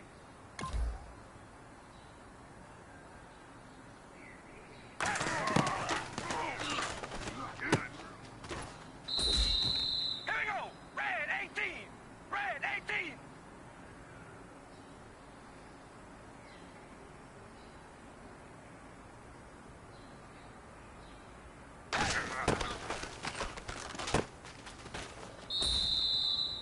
All right, it's time to pick it up. Let's go for gold. Hey,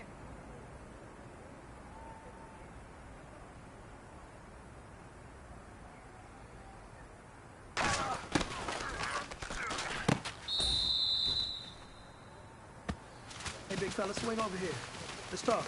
We've been talking about you getting better every week. You know what? Today you got better. Let's keep it up.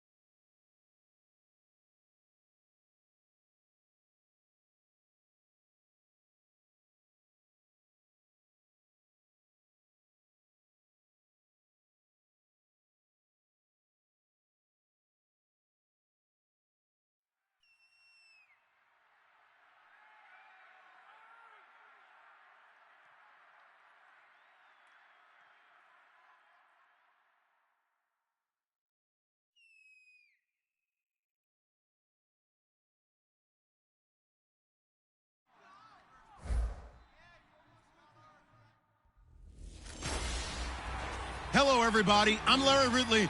You're tuned in to the NFL on EA Sports. It's hard to imagine this not being a fun game to watch. It's the Giants going up against the Raiders. With that, let's send it out to our broadcast team, Brandon Godden and Charles Davis with this Week 2 matchup. All right, Larry, after an off-season of questions, football is back here in the East Bay and Oakland, California. Coming up, we've got a good matchup on tap between the New York Giants and the Oakland Raiders. Hi again, everyone. Alongside Charles Davis, I'm Brandon Gaudin. And, Charles, we look at the Raiders here entering play. They've been buoyed by getting 2 home games right at the start, and they come off a good victory in Week 1. On the other side of the field for the visiting Giants, they, too, were winners last time out, so something's got to give here. And I love it when both teams come in off of wins. Great mindsets, and it usually leads to a really well-played game.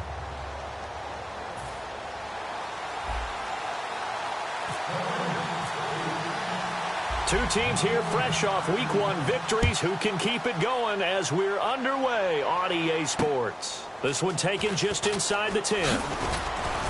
And a nice return sets him up pretty good here at the 30-yard line.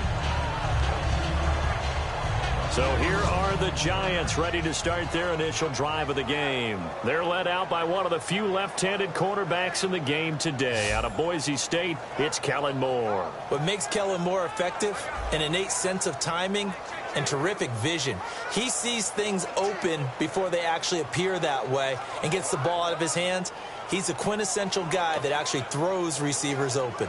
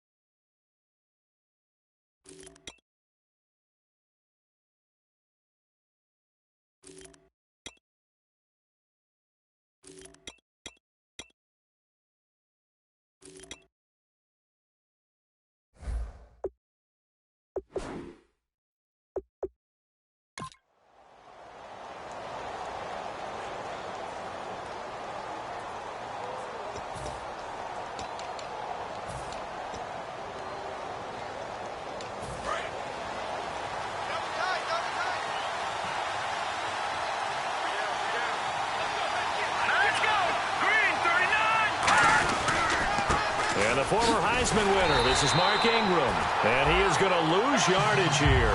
It's a loss of 2 there, bringing up 2nd down. Well, on that play, the expression, don't blink, you might miss something, certainly applied. That was fast. Defense diagnosed the play, and it was over in a heartbeat.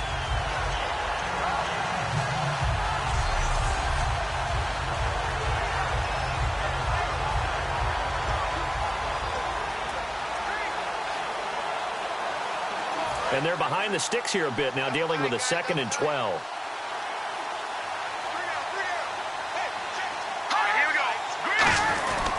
Again, they'll run with Ingram. And he's going to lose yardage and be backed up to the 25. He lost 4 there, and it's 3rd down. back-to-back runs that were stacked up. Offensively, now you've got to think to yourself, do we change blocking assignments? Do we change formations? Do we change looks in order to try and get the running game going? Now Moore. Caught left side, Bennett. And he'll get it up near the 35, right at the 34 here. It's a 9-yard pickup on the play, and that's going to make it 4th down. That's certainly playing down in distance very well by the defense, isn't it? Take whatever you want underneath, by all means.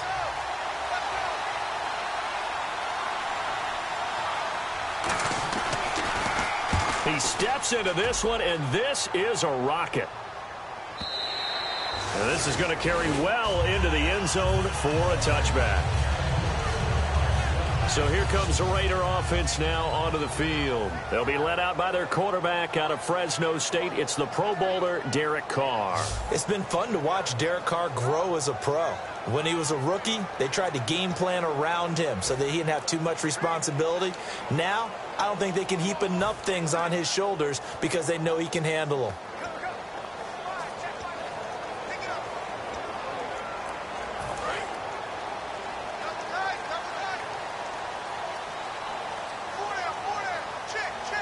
Henry, the lone man in the backfield. And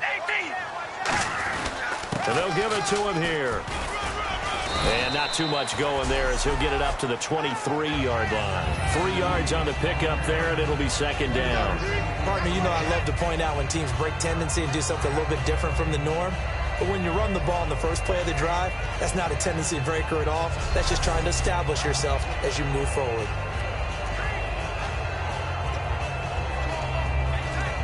Now it's 2nd and 7.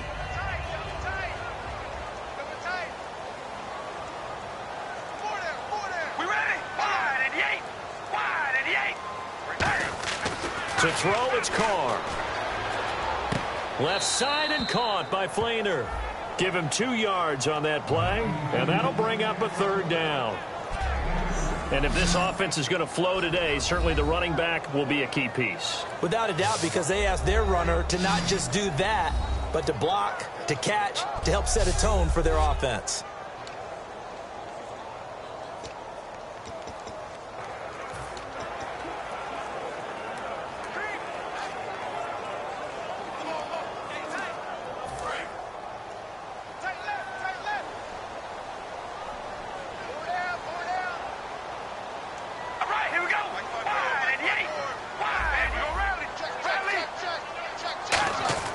Here's Carr to throw. It's complete to Flainer. And he's got the first before he's brought down at the 39-yard line. And the game just keeps evolving. Big guys running those corner routes, so difficult to cover.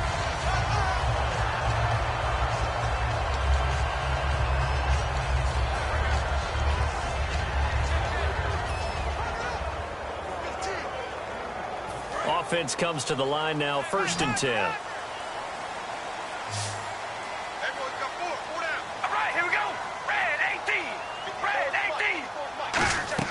They go play action here on 1st down. And he'll be hit as he releases it, and that'll fall incomplete. And we look now at the defense for the Giants. James Laurinaitis can do it all for any defense that he's on. Can rush the passer, tackles any guy who carries the football, and runs the defense as the signal caller.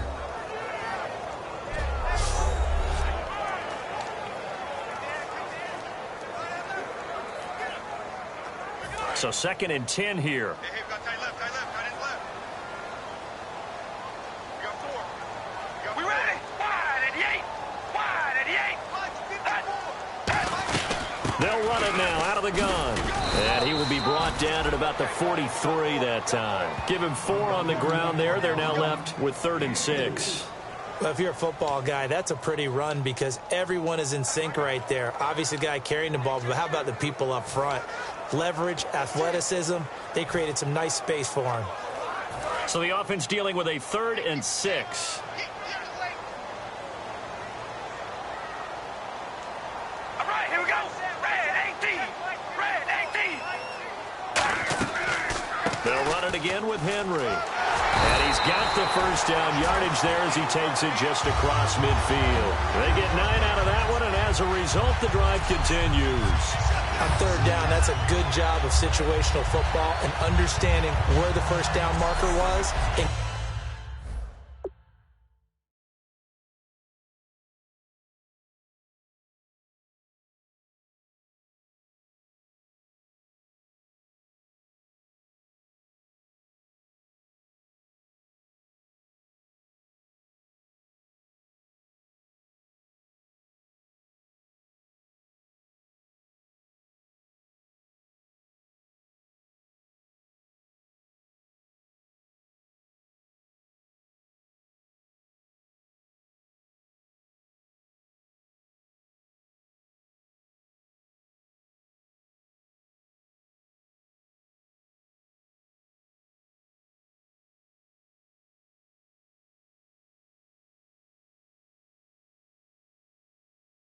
Getting there.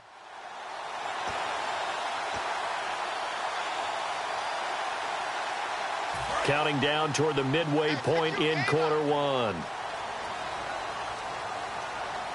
We ready? Red 18. Red 18. Throwing on first down is Carr. Goes underneath for Henry. And he'll be brought down, it looks like right at the 40. It'll be a gain of 8 yards, and it'll bring up a second down. And just in general, Charles, on a play like that, how tough is it for the defense to account for a running back essentially being a receiver downfield? It's very difficult, especially if the running back has skills like a receiver, and you're aware of that before the game even begins. So throughout your practice sessions, you're going to want to be aware of him. Where is he lining up? What can he do? What kind of damage can he do to us downfield? And who can match up with him without weakening our overall defense? You're exactly right. It's a tough task to match up to him. It appears they found something that's working, and they keep going back to it. I guess you can actually say he has the hot hands now, doesn't he? Yeah, well, it's one thing to hit your guy out of the backfield once, hit him a couple times. Yeah, you're right. Maybe they're onto something. And I think a lot of that is simply, if you get it to him in space, more times than not, he's going to get more yardage than you expect out of each play. All right, here we go. Wide and 8. Wide and 8. Carr now on first down. Trying to get it to Jackson, and it's intercepted. And some room to roam now.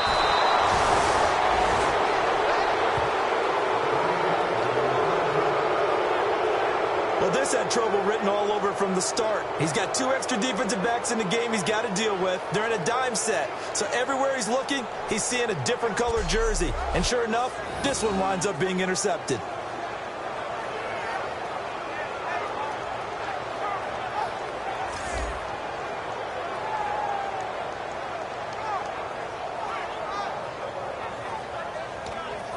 Here's the Giant offense now making their way back out onto the field. And they'll certainly be trying to do better than that first drive where they went 3 and out. And sometimes the first drive is just simply to settle nerves. You know what it's like at the start of a game with the emotion. Guys are a little bit jumpy. You do. Oh, you understand the same way. It's just like us calling one, right? Making sure we ease into the game, let it come to us. Well, you went 3 and and now out. they have that opportunity. No, you didn't go 3 and out. I went 3 and out on that first drive. I'm trying to do better here.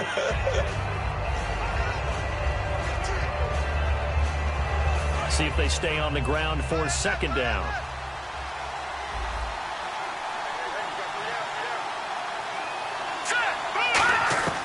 More now.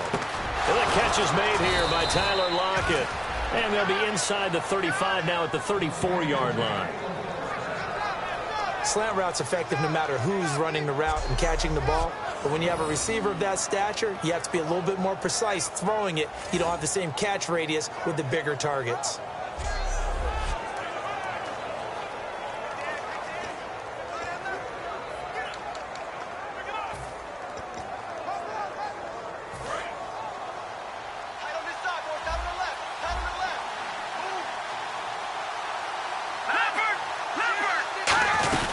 They'll run it now out of the gun. And he's going to fight his way forward here for a modest gain. It's a pickup of 4, and it'll bring up second down. And the quarterback, he's got some big threats at wideout. And they seem to get bigger all the time, don't they, Brandon? Every time I look out and watch a game, we're getting these bigger, more athletic, acrobatic receivers. We have some today.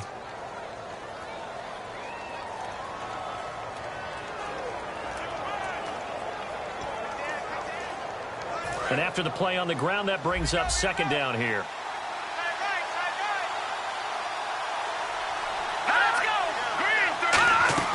Now Moore. He's got time. Looking deep downfield. So the long attempt falls innocently to the ground, and it brings up third. Quickly now, the starting 11 for the Oakland defense. Mark Barron entered the league as a safety, but really plays much more like a linebacker. One thing we always notice at the end of every game, his stat sheet is full.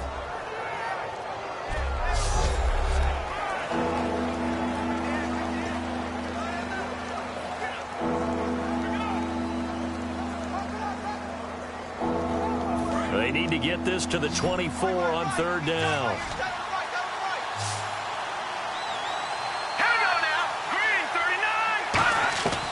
Out of the gun, they'll look to throw. It's complete to Jeremy Curley. And he's able to get it down to the 25-yard line. It'll be a gain of 6, and that'll bring up fourth down.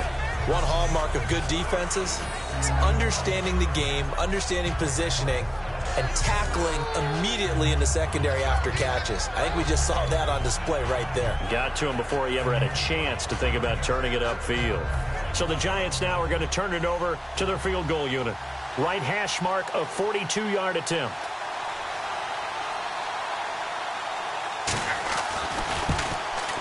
And the 10-year vet knocks it through the goalpost. And the Giants are off now to a 3-0 lead. So a good snap, good hold, and that one's right down the middle. Never in doubt. Just the way you used to hit them, Brandon.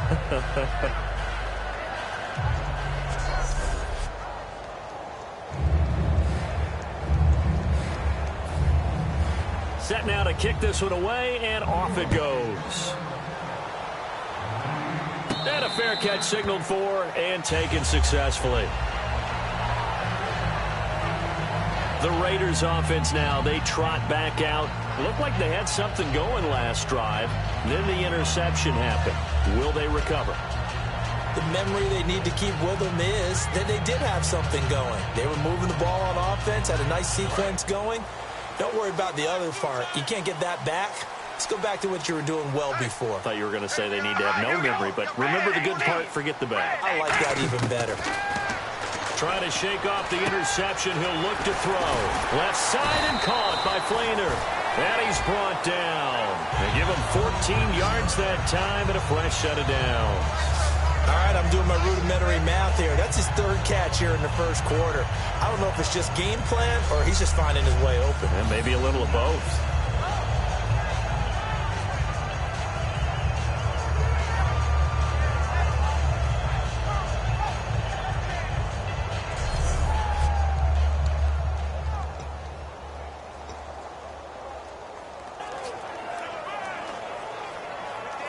So the offense has it 1st and 10.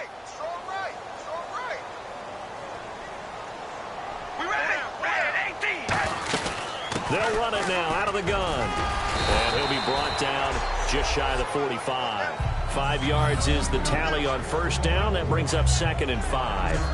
Frustrating for a defense, energizing for an offense. Finding a way to create that type of yardage in your running game, that'll make the guys carrying the ball very, very happy.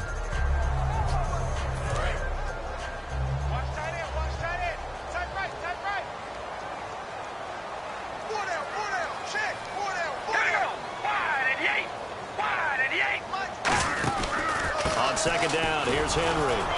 And this time not as successful as he'll get back to the line of scrimmage and no more. They'll say no gain on the play there, and now it'll be 3rd down. So just a lone field goal in this first quarter of play. 3-0 is our score, and we're back to Oakland after this.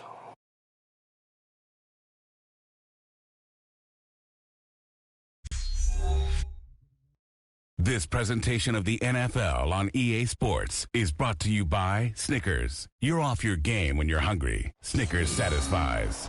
Ready to go now in the second quarter. Brandon Gaudin, Charles Davis. It's the Raiders in possession of the football. They've got a 3rd down and 5 to start things out. Trip. Got 3. Check 4. Here we go. Wide at the 8. Watch the slant. Oh, baby, alert. Shotgun now for Carr. Looking left side, he's got it, complete. And he gets it down to the 48, enough for the first. You saw 5 receivers out there, 3rd down from that distance. You had to think quick pass. They were able to get it done. No doubt about it. Everything went quickly on that play. The processing, getting the ball out, getting it to the proper target, and picking up the first down. Hard to defend. Maybe your only hope is get your hands in the passing lane on the pass rush and try and bat it away. They go play action here on 1st down. Rolling to his right. 13 yards there on the pickup, and it'll give the Raiders a 1st down. Man, defensively, that hurts. They got him out of his rhythm. They had him hemmed in, but somehow he was able to tuck it away and get away for a gain.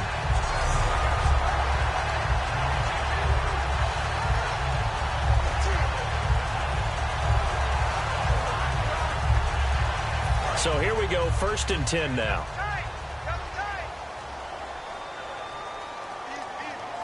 Henry, the lone man in the backfield. He'll get the football here. And he's going to be hemmed in and brought down right at the line of scrimmage. Officially no gain on the play, and it's 2nd down. 10 yards still left on 2nd down. Nice job there defensively to clamp down, because really they've been on their heels this drive. Agreed, and they really needed that one for confidence, just to feel a little bit better. But I don't know if I would be daunted by them stopping me on one run. This drive has gone pretty well. I could come right back at them. Jaron Brown, the intended target, and it's 3rd down. Tremendous field position there and a perfect time to do exactly what they did. Take a shot at the end zone. And they went for the big play, just unable to complete it. Here comes the 7th play now of this drive, as this is 3rd and 10. They come up in an empty set. 4 wide receivers, 1 tight end.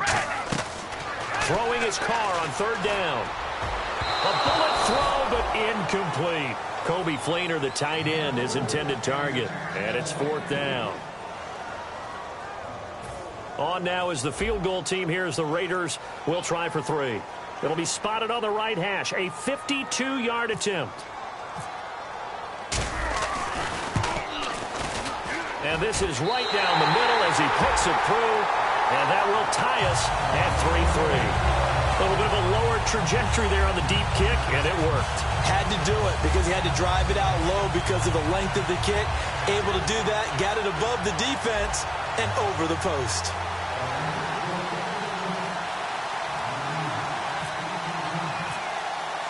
So we're right back where we started, all even as the kick's away. And this will not be returnable. It's out of the back of the end zone for a touchback. New York set to take the field. And after the field goal last time, we'll see what they can get here. At least they got points out of the last drive, Charles. I never met an offensive coach that didn't want to drive to end with a kick. Most of them wanted to end with a PAT, right? In this case, a field goal, they'll take it. Way better than the alternative, which is a punt. Yeah, but you met fan bases that wanted that, that weren't happy with that field goal. I haven't met a fan base yet that wants to drive to end with a kick, other than the extra point. That's it. And not a whole lot doing there, as he'll get it up to about the 28-yard line. Give him 3 on 1st down. It'll set up a 2nd and 7.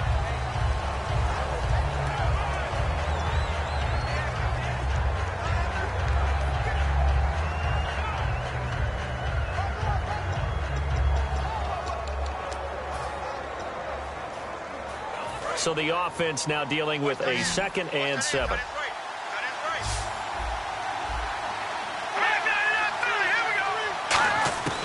From the shotgun, he'll look to throw to the sideline, and oh, a nice catch there. Made sure the feet were inbounds, and they were. Was that a receiver? Yeah, actually it was. It was a running back who was a receiver on the play.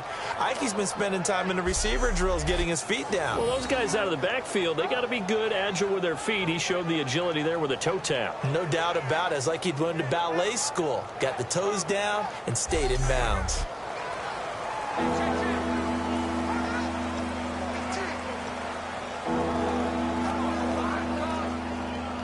And now it's a 3rd and 4 situation for the offense. Defense showing blitz.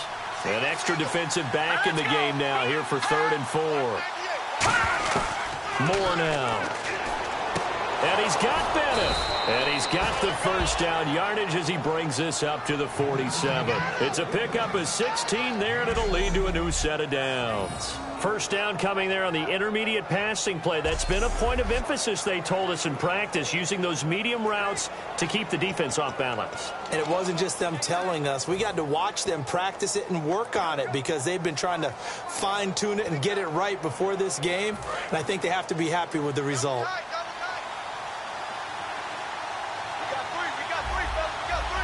They come up with one back. That's Ingram. He's going to get the football. And he is going to lose yardage here.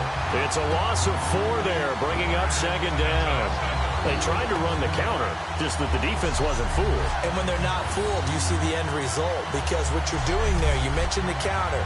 You're using your offensive linemen sometimes to pull or move, to influence the defensive front, to go in that direction and create the space back in the other side and block it appropriately. But you're exactly right. Didn't move him. Sat there waiting for him and made the play. So the offense a little antsy. The flag comes out and a 5-yard penalty. False start, offense. 6-man. Check girls, check girls, check girls. Still 2nd down.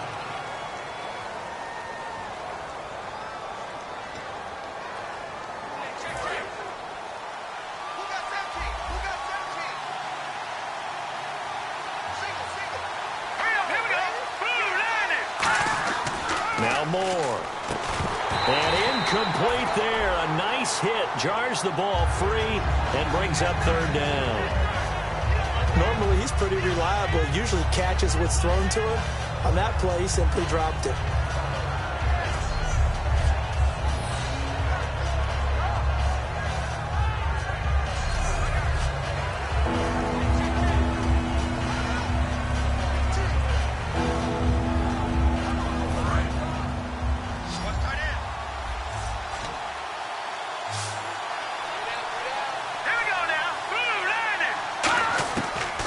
Gun now on 3rd down. And that is incomplete. Personal foul. Face mask. Defense. Got the hand caught up in the grill of the face mask. 15-yard penalty. So tough for a defender. You're trying so hard to make a play, and the way that these offensive guys can move around, sometimes your hand gets into the wrong place. First down and 10 now for the offensive group.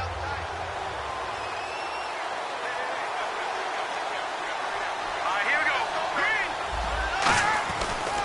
After the penalty, it's Ingram. And he's brought down. It's a gain of 11 yards that time, and it produces a new set of downs. Whenever we meet with coaches and they always talk about wanting to establish running the football, it's oftentimes with a good tight end who can control the line of scrimmage and the point of attack, and they're becoming harder to find because the colleges are giving us a whole lot of receiving tight ends, former wide receivers who can run, not necessarily block very well. In this case, though, we saw 2 tight ends on the field, both of them with the ability to block, and he ran the ball successfully behind that power set. Ingram again. And able to break one tackle, but then quickly brought down. But a nice little gain. 9 yards is the pickup there, and they'll have a 2nd and 1. Offensive linemen love creating space for their guys carrying the ball. But when that guy also breaks tackles and creates extra yardage, they almost feel like he's one of them, and they really embrace him. On 2nd down, Ingram. And there just continues to be nowhere to run. He's bottled up again at the line of scrimmage. No matter what defense is called versus a running play, linebackers are telling the defensive guys up front, You take care of the offensive line, keep us uncovered, let us run to the ball, we'll make big plays. Well, that paid off there. All the guys up front, the big fellas, they controlled the 5 offensive linemen. That allowed the linebackers to see the openings, sprint through the gap, and snuff that play out in a hurry. 3rd and 1, partner. No need to be fancy there. Just use some force and move forward and pick up the first down.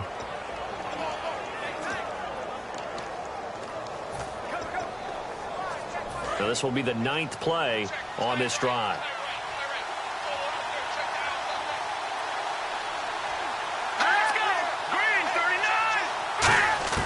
From the red zone now, they'll look to throw. His throw incomplete. The intended receiver, Tavon Austin. And now it's 2nd down.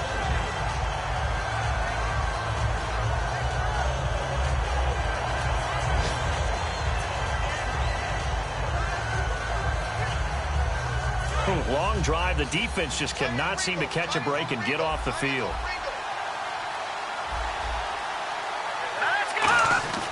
And 2nd and 10, he'll look to throw again. And he just chucked that one out of bounds, out of everyone's reach. Maybe a wise call not to take a sack in this part of the field. It brings up 3rd down.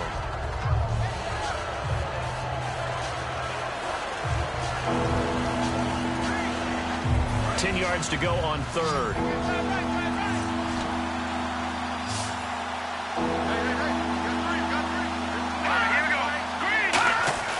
They'll set up to throw. He finds his man. It's Austin. A nice pickup of 14, and it moves the stick, sets up a 1st and goal. He's such a good route runner. Shows it there on 3rd down. Very proficient and a good pass. And you know what I've observed over the years in the NFL? The better a route runner you are, the more confidence your guy's going to have in you to go to you in important times because he can trust you being in the right spot, and they connected there and picked up a 1st down.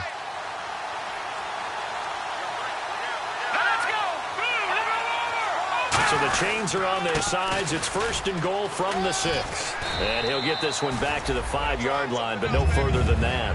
No gain on the play that time, and it sets up 2nd and goal. And thus far in this NFL season, no touchdown scored for him, and he's not going to get it on that play either.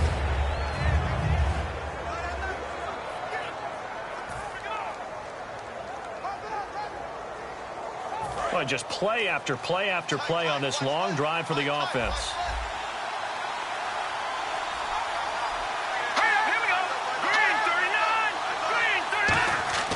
They'll set up a throw. And he's got it. Touchdown, Giants. Lee Smith, his first touchdown here of the new campaign. And the Giants are in for 6.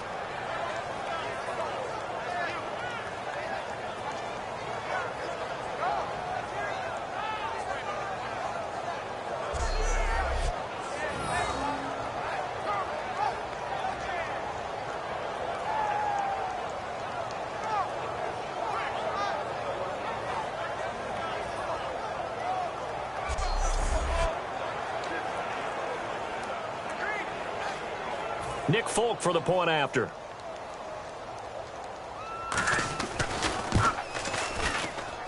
And it is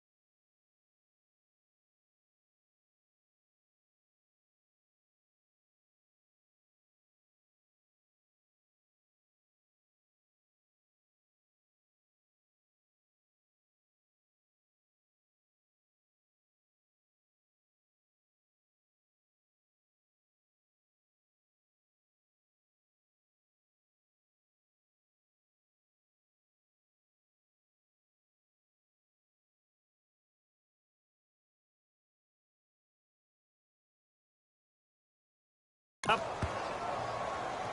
it's good. That'll make our score 10-3 now.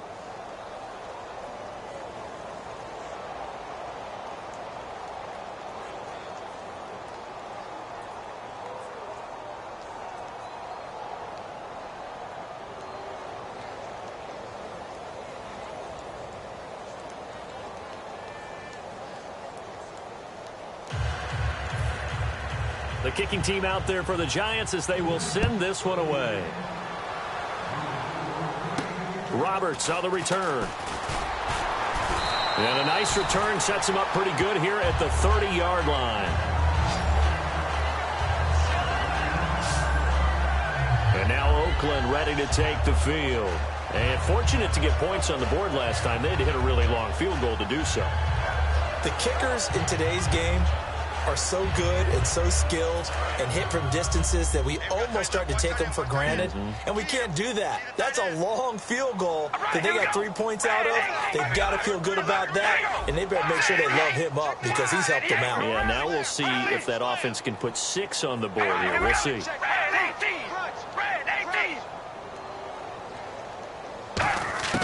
Throwing on first down is Carr.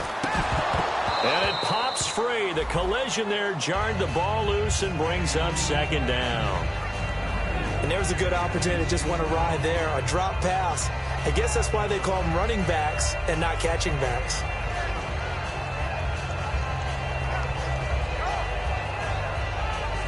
And on 2nd and 10 now. And on the outside, they're playing press coverage.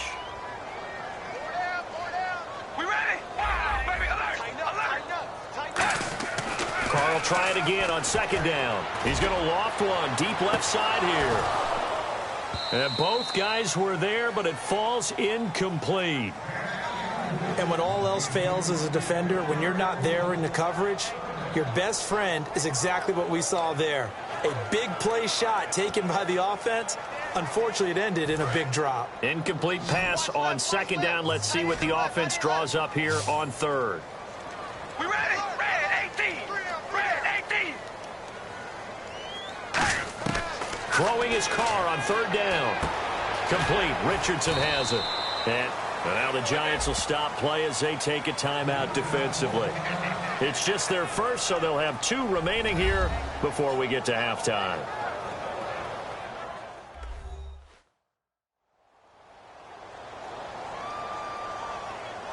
So the defense had a chance to catch their breath, and now they're back out and ready. On 4th down, here's Pat McAfee to kick it away. Back deep is Tavon Austin.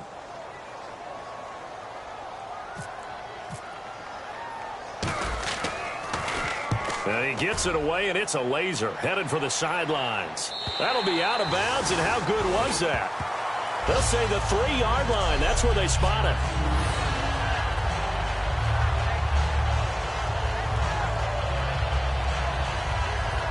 The Giants offense now gets ready to head back onto the field. And they were able to punch it in the end zone last time. They'll be looking to do that again here for the defense. Obviously, they'll be looking to stop them from punching it back in the end zone. It always is punch-counter-punch, isn't it? And which team has the advantage? Well, let's just go back. Last time on offense, they rolled downfield, got into a good rhythm. You can see a little more bounce in and out of the huddle. You can see the sideline really get into the game. So defensively, you're thinking to yourself, how do we take that away from them? How do we get the advantage back? Let's see what they come up with. I think pressure is always the first way to go. You love pressure. I love it. We'll see if they dial it up this drive. Credit him with a 1-yard gain there to make it 2nd and 9. That first down play, all you want to do is wedge out any type of space and try and create enough room. If you have to run the punter out there, he can successfully complete the punt. Yeah, didn't get a ton there, but at least some positive yardage. They come up with one back. That's Ingram. And they'll get it up the middle. And he'll take this forward only up to about the 7. Now whistles come in. We're going to get a timeout here by the offense. So that means they're down to 1 remaining here as we head toward halftime.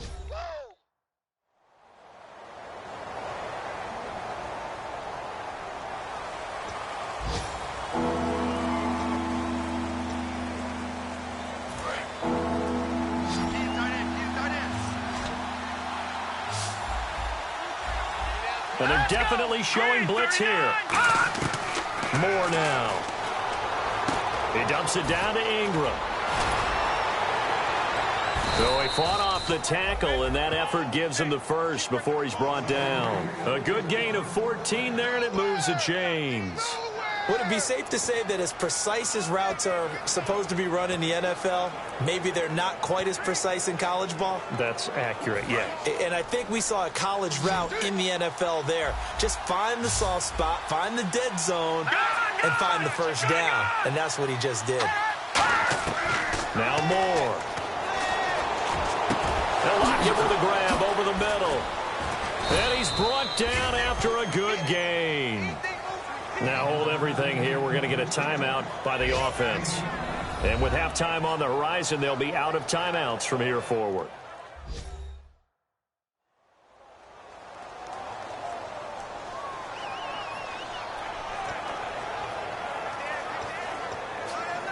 And now a first down following that long gain. They come out 5 wide, 3 of them to the right side. From the midfield stripe, they'll look to throw. And caught by Curley. And he'll get it down here to the 43. It's a gain of 7, and it'll be second down. He decided to run a hitch route. It really helps to have a guy who can turn it loose. And, boy, he rifled one in there on that one. Not much run after catch, but it worked really well. And they line up now for what will likely be the last play of the first half.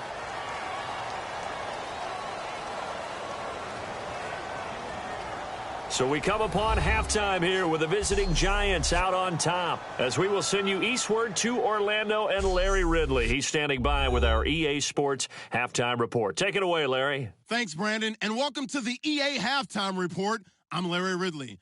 Let's take a look back at the first half. The Raiders haven't been able to find the same rhythm they had a week ago. The Giants have done a good job upsetting their rhythm, and that shows on the scoreboard. Here we go. Let's do this. Here's your first half highlights. We go now late in the first. Quick pass is complete, and that connection will lead to a gain of 14 yards. Raiders would settle for 3 points on the drive.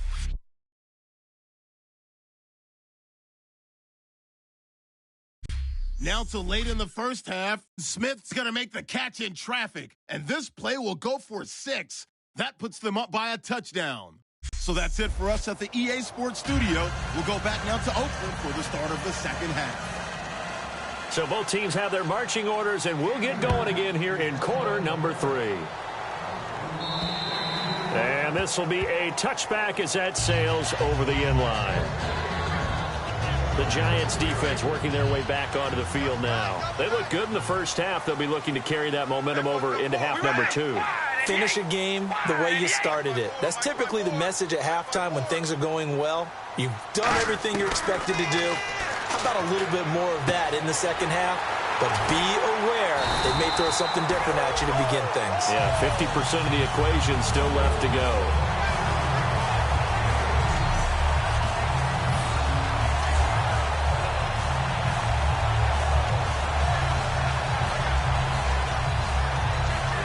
Fresh set of downs here.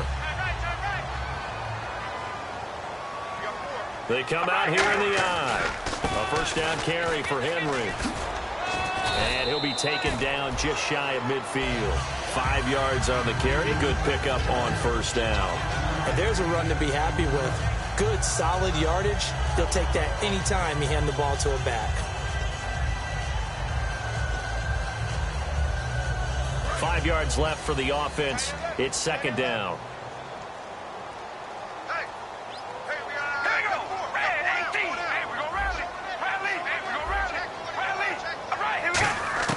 Shotgun now for Carr. Bringing it in, Jackson left side. And all the way in. Touchdown, Oakland. Vincent Jackson, his first touchdown of the new season. And the Raiders, they're within an extra point of tying this thing up. I know these wide receivers are about flash and dash and high-flying plays, but a good number of them played running back at some point in their career, and that's how they finish off a lot of their big plays, run after the catch. And this time he finishes off the big play in the end zone. Dan Bailey now for the extra point.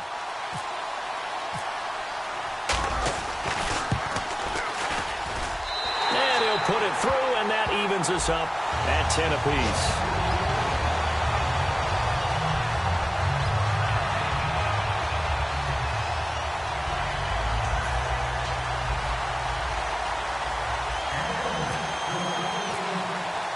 So a tie ball game here as the kick's away.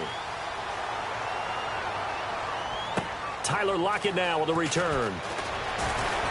And he'll take this across the 25, couple extra yards up to the 27-yard line. Here's the Giants offense now getting set to start the third quarter.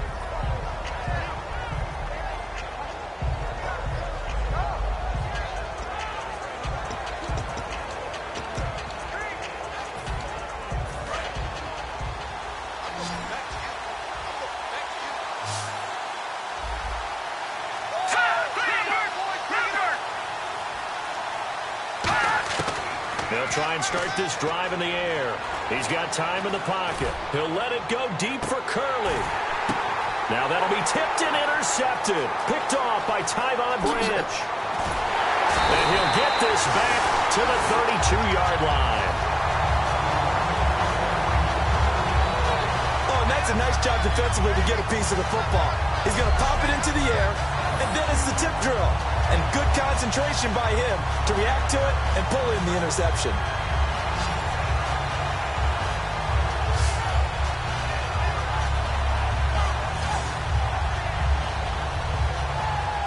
Here's the Giant defense now as they head back onto the field.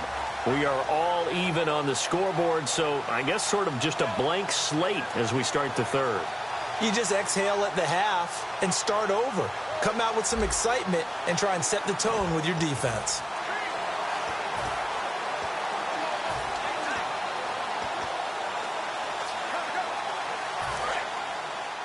Hey, tight end's right. Watch tight end. 4 down. They come out here in the eye. We go rally. Rally. Watch the whip.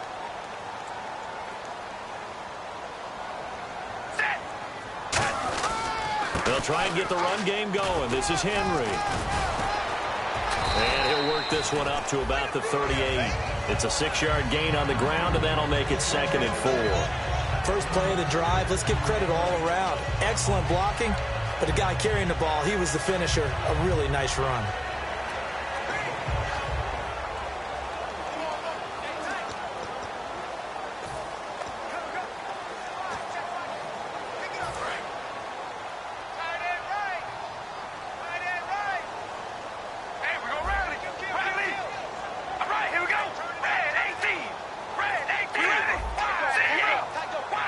Time running out here on the play clock.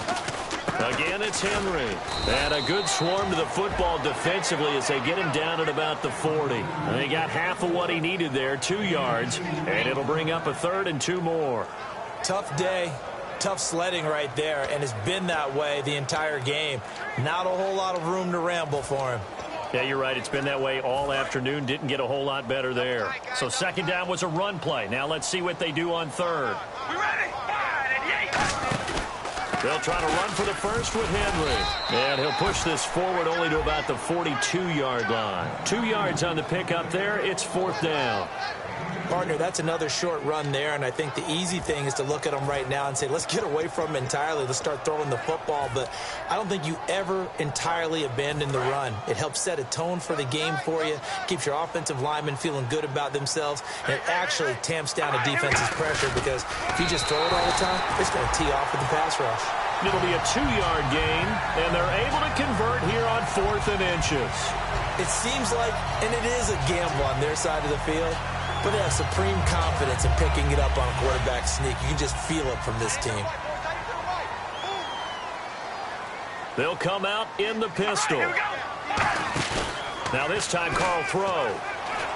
Finding time. It's complete to Jerron Brown.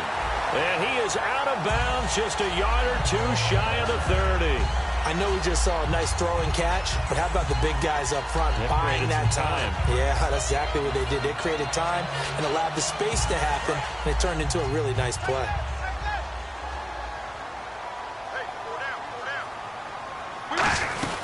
They'll run it now out of the gun. 8 yards on the pickup, and now they'll have some options on second and short. This drive is turning into an extended one, and the guy carrying the ball, he's becoming more like a body blows guy. Every carry is putting some damage on the defense.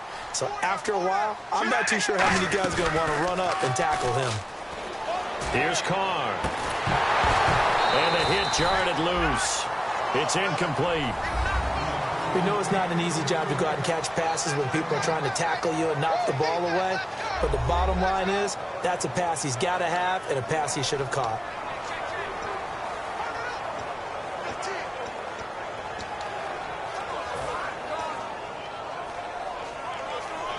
Trying to keep the drive going here. This is play number 7 on 3rd and 2.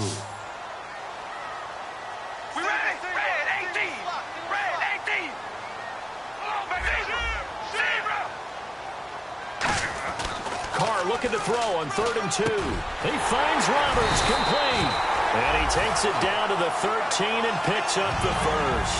A nice pickup there of 11 yards, and it'll move the sticks. And fits the exact right word. Over the middle, there's almost always traffic, so anytime you're a receiver in that area, you're not just focused on catching the football. You're wondering where the collision's going to come from, right? Because there's almost always someone there able to concentrate, catch it, and even added a little extra at the end with a short run.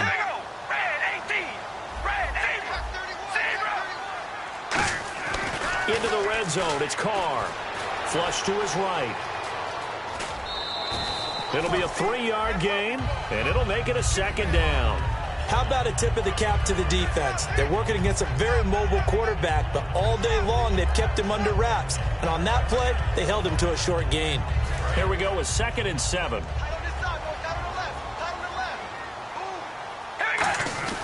They keep it on the ground. This time it's Henry. A strong running. And it's still about 3 yards shy of a first as the 4-yard pickup brings it to 3rd down. When you find that kind of yardage, you couldn't be more confident as a ball carrier. And guess what? You're going to go back and tell your offensive coordinator, I'd like to keep carrying it, thank you.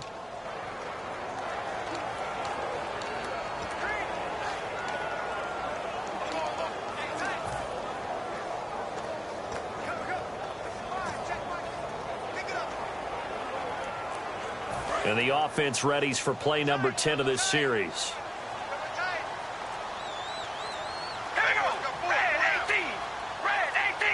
Play clock winding down. Carr going to try and throw on 3rd down. And incomplete. The contact made the ball roam free and brings up 4th down. It looked like they had something there, but I think that he was thinking about running with the football before he actually hauled it in, and that led to a big drop. So out comes a field goal team now for the 2nd time here today. From the left hash, a chip shot here. And Bailey able to knock it through.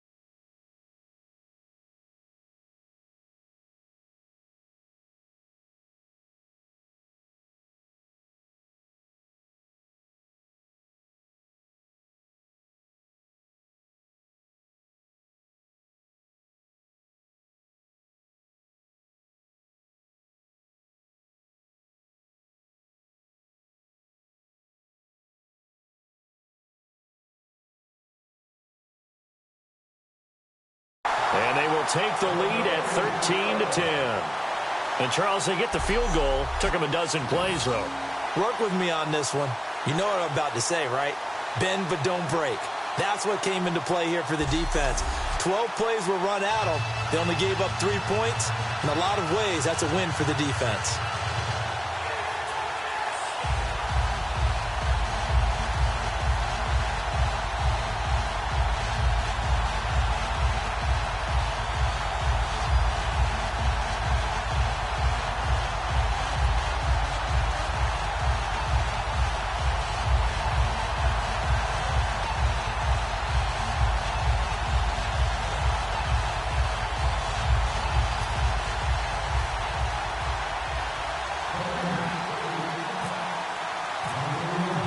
Here's the punter, McAfee, to kick it away. This one taken from the 7. Oh, nice move. And he'll take this across the 25. Couple extra yards up to the 27-yard line. A look now at the Oakland defense as they get ready. They got a little steam following the interception the last time they were out there, Charles. And they want to keep that going now because once you get one, he wanted to multiply and turn into a bunch more. And right now, they're putting up their version of a no-fly zone. No-fly zone. I like that. We had a flyover before the game. Yeah, but this time, they would intercept it.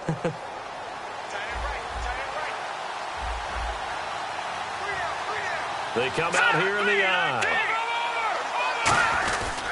The drive starts here with a carry by Ingram. And not a whole lot doing there as he'll get it up to about the 28-yard line. He's brought down that time by a couple of Raiders. That was a really nice play, be able to stack that one up. When they get back in the huddle, he's got to tell his guys up front, great job. They kept people off of him, allowed him to run free and make the hit on the runner. Filled the gap nicely, kept him to just a 1-yard gain. So what will they do? On the ground, through the air, let's see. 2nd and 9. They come up with one back. That's Ingram. More now. Austin's got it left side. And he'll get it up to the 33-yard line. 5 yards on the pickup, and they're going to have a 3rd down. In so many ways, throwing the hitch route is actually one of the safer things an offense can do. Get the ball out to the receiver as fast as possible, hope he's got man-to-man coverage, and hope that his athleticism wins on the perimeter.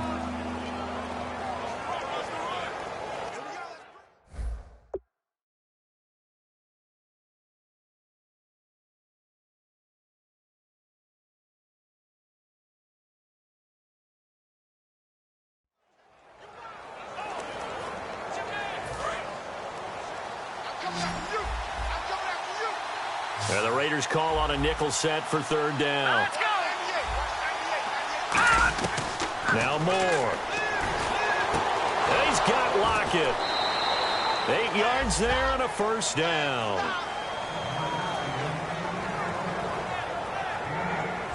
And they're on 3rd and short. They just tried to spread the field. It worked. And I think that the spreading of the field, the extra receivers, has really become the next in the evolutionary chain in the NFL. Go all the way back in that situation, you're handed to the fullback, right? As we evolve, maybe you pitched it to your tailback. Now you spread the field, and you have your choices of where to throw it and complete it for a 1st down. All right, here we go. They run. It's Mark Ingram. And he's going to take this one up only to about the 44-yard line. 2 yards on the carry there. It'll be 2nd down.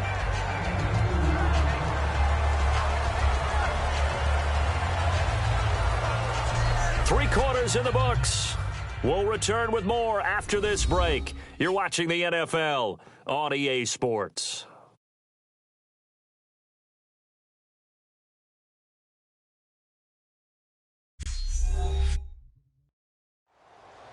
Back now in the East Bay. It's been a very hotly contested game to this point. Just a field goal separating these two teams as we get set for the 4th quarter.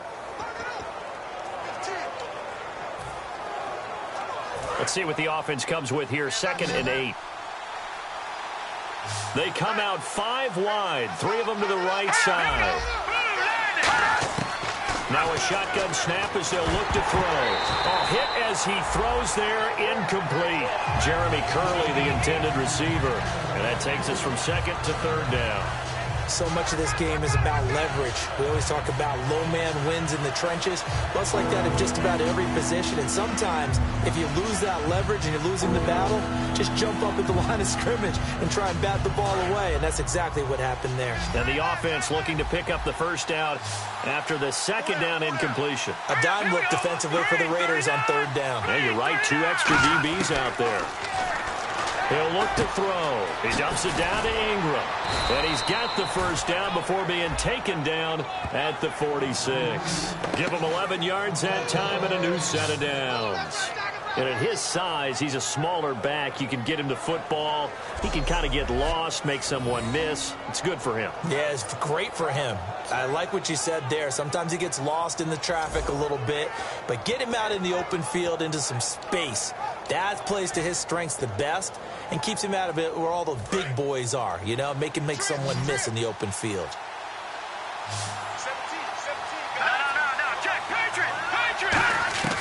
Back to throw now on first down. They'll lock it with a grab over the middle. And he's brought down. 11 yards on the pickup, and it'll be first down Giants. Well, this is where reading defenses and practice time comes into play. You've got to know what you're running versus zone versus man and how to run the proper route. And they just executed that one pretty well.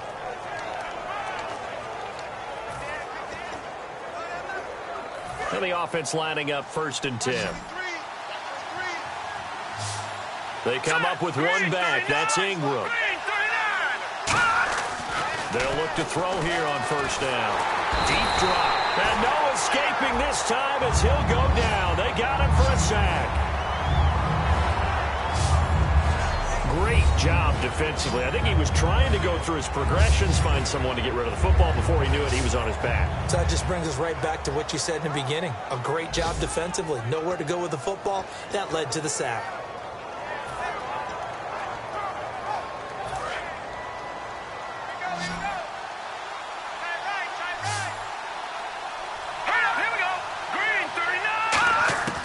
Now they'll throw here out of the gun. And that will be caught, but out of bounds. Out of bounds, ruled incomplete here. Close there. He caught it, just wasn't able to stay in bounds. And that's where the sideline, it was used as a 12th defender. You know, 11's legal. This one is an imaginary one that my college coach used to call Sammy Sideline. Sammy Sideline can protect you at times, and in this case, that's exactly what he did for the defenders. Here we go now. More now.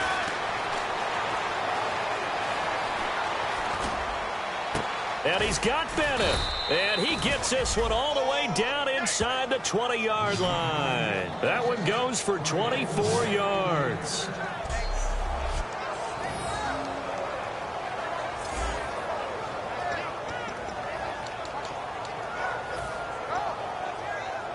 And a really long drive here, and it goes on and on. And the D looking like they may blitz. Here we go. Green 39. Green 39. Inside the red zone here. They'll look to throw. Caught left side. Bennett. And he will take it on in for a Giant touchdown. Martellus Bennett, his second touchdown on the season. And the G-men have taken the lead here in the fourth. Boy, it's nice to have that big, reliable target you can go to. Each and every time. A lot of people see that position as a fallback. Throw it to them when all else fails. Not at all. This guy can make plays, and that's exactly what he just did. Yeah, play here for a touchdown. On for the extra point is Folk. And that will make this a 4-point game.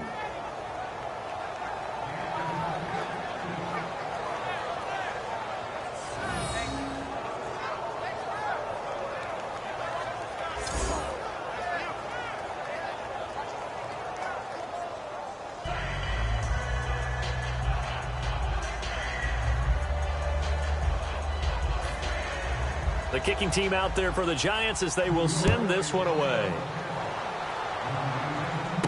Fairly short kick, taken at the 14 here. And they're going to start this drive in pretty good shape as they get it up past the 30.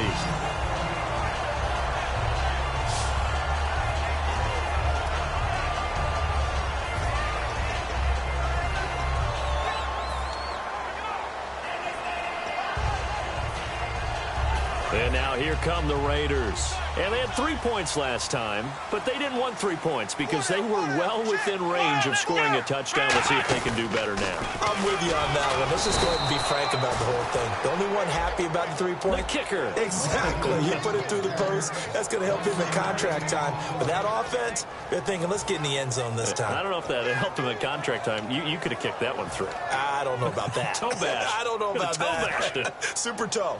Second down following the run.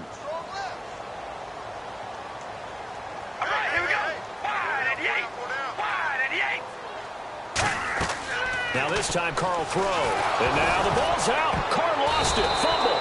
And his guys are going to take over at the 21-yard line. Often on fumbles, you look at the guy who coughed it up and say, geez, what did he do? But, hey, let's tip the cap to the defense here. Not a problem at all, my man. I'm not even going to tip it. I'm going to doff my cap to him. Congratulations. Big-time play. Knocking it free and creating something good for your team. The Giants offense now, they get ready to head back on the field. And they'll just simply be looking to build off the confidence of the last time out where they scored a touchdown. And confidence is powerful, isn't it? When you've scored once, you feel like you can go back out there and get it done again. Doesn't matter what the defense throws at them. They feel like they're in a groove right now, and they want to get out there and show it. Yeah, hoping to stay in that groove here this go-around. The fourth quarter here, they've got the lead. They want to keep it on the ground. That's what they're doing. Smart football. Keep the clock grinding. Keep it going. But you got to figure now, they're going to see more people stacked up at the line of scrimmage as they try and bleed it out. Now Moore. Can't find anyone open. And he's going to drop this off to his fullback. And eventually brought down, but it's near the 5 at the 6. A solid pickup of 13 sets him up first and goal. And they pick up a first down, and that came out of the fullback position. But as you and I both know, that doesn't necessarily mean that's a fullback playing in that spot. Well, times have changed, right? The old school fullback doesn't really exist anymore. We're not getting that same player out of college with all the spread offenses, not very many pro style, where you actually have a true fullback. We're having to make do in the NFL and put guys in that spot who emulate it but aren't necessarily that position. That's going to go as a loss of a yard, and it'll be second down. And in this situation with the lead fourth quarter, they're liking keeping the ball on the ground, I'm sure. It's just smart football, but you know the defense has to know it as well. They've got to stop them here. So now we're going to see that loading the box in a big way. 6, 7, 8, 9, whatever it's going to take, puts a little bit more pressure on your big offensive line. And they'll lose a yard that time, and that's going to lead to a third down. Not only was that a terrific play, but that loss of yardage they created this close to their own goal line, that gives them a little breathing room now as they move them back. Yeah, they're breathing fire a little bit right now, aren't they? A lot of confidence being shown by them at this point of the game. And back at the 8 now, third and goal. Looks like the defense in press coverage here. So they come up in an offset eye. They'll try and run. Ingram. And they'll be driven back here, losing yardage to the 10-yard line. They lost 2, and it brings up 4th. Now whistles, and the Raiders are going to signal for a timeout. It's just their first. They'll be down to 2 remaining as we step aside here in the fourth quarter.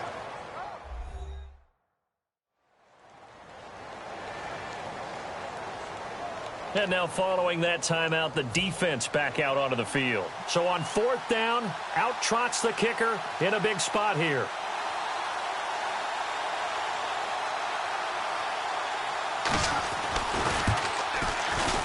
And Folk's kick is good. And that'll make this a 7-point game. So, Charles, I think from a defensive perspective, you have to look at that field goal there and consider it a win. You were able to keep them within a touchdown, so no question about it. That was the kind of stand that keeps you in ball games. The kicking team out there for the Giants as they will send this one away. This will be taken about the 12. And he'll take this across the 25 Couple extra yards up to the 27-yard line. We get a look now at the Giants defense as they file into position. Coming off that fumble recovery last time, so maybe they come out here with bigger eyes, a little bit more excitement. No doubt about it, and I would hate to be a guy in the NFL nowadays that has the football in his hands. Because in the old days, you just worried about getting tackled. Now, they're trying to strip the football, create the takeaways, and that's often more embarrassing than getting knocked to the ground. Have they gotten much better since your playing days at stripping the football? So far beyond what we used to talk about. Our thing was just securing tackles, and if turnovers were a result of the tackle, that was one thing. But now they want you to secure the tackle, the next guy in, he's working to stripping the ball out, creating takeaways, getting it away from the offense is crucial. Carr to throw on second down. Bringing it in, Jackson left side. There he goes left side. And all the way in. Touchdown, Oakland. Vincent Jackson with 2 touchdowns on the season, both in this game. And the Raiders, they're within an extra point of tying this thing up. I know Paul Revere talked about by land or by sea, right? You know, 1 by land, 2 by sea. He didn't mention air because right now we're seeing a big-time performance, aren't we? That's 2 touchdowns so far in this game. Where'd you pull that one from? And, you know, every now and then I actually listened in history class. And you're just a scholar all the way around. You're reading all the time. I like that you fit that into the broadcast. You know, I just grab a nugget when I can. And now a critical extra point attempt here. And no sweat, he puts it through, and we are tied here in the 4th.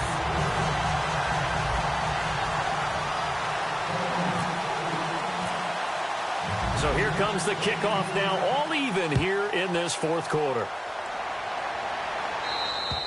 And they will not get a chance to return this one as it's through the end zone for a touchback. New York set to take the field. And last time they got 3 points, but it was a chip shot field goal. And when you go to the sideline after a chip shot field goal, maybe the offense not too happy. It's a balancing act, isn't it? Because you're exactly right. They're none too pleased that they didn't punch it in for 6 points. But they also have to remember they did put points on the board. 3 points is 3 points. And in this league, you take points when you can get them. Not easily done.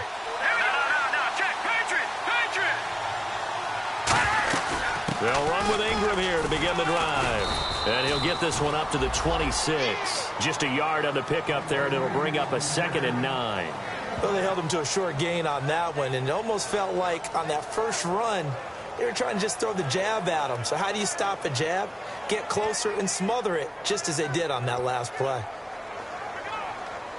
Tie game here. Time starting to run down. The defense really needs to try and keep this game tied, see if they can get the ball back for the offense. Back to throw here. It's caught. Lockett. And a nice little quick spin move before he's dropped. And a pretty good gain. Give him 8 on the play, and that'll bring up what looks to be a 3rd and inches. Can't be more than a half a foot. Time for a break. We'll come back and see how it all shakes out after this.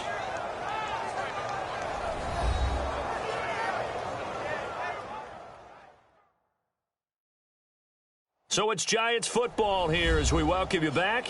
And let's see what they've come up with offensively after having time to talk it over.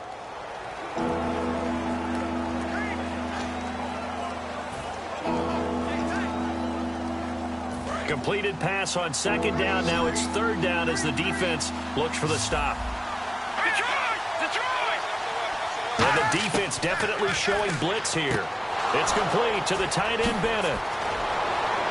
There goes Martellus Bennett past the 20. Touchdown, Giants. Martellus Bennett, his 2nd touchdown of the game, his 3rd on the year. And the Giants have broken our tie as they take the lead. And there's the go-ahead touchdown, and so likely we'll kick an extra point. But to me, I'm looking forward. Special teams now with your kickoff, and then your defense, that's where the pressure shifts. Yeah, because there's plenty of time left on that clock. Anytime you're over a minute in the NFL, there's a chance.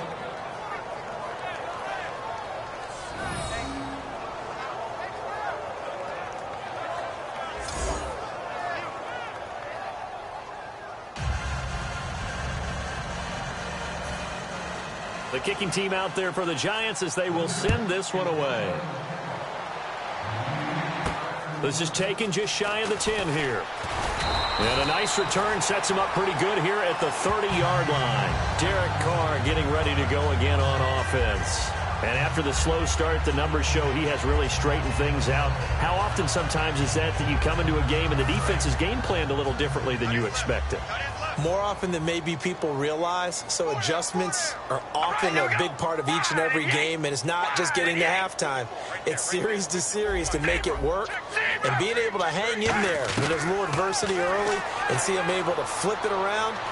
It's kind of gratifying for a team to watch, especially for a coach. And he goes out of bounds across the 40-yard line. That's what they need right now. Get the first down, get out of bounds, stop the clock. Just playing smart football, understanding the situation, making the plays necessary, and making sure that clock stops at every opportunity.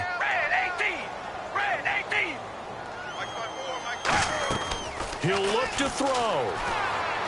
Pass incomplete. He was trying to get it to Seth Roberts. That'll bring up second down.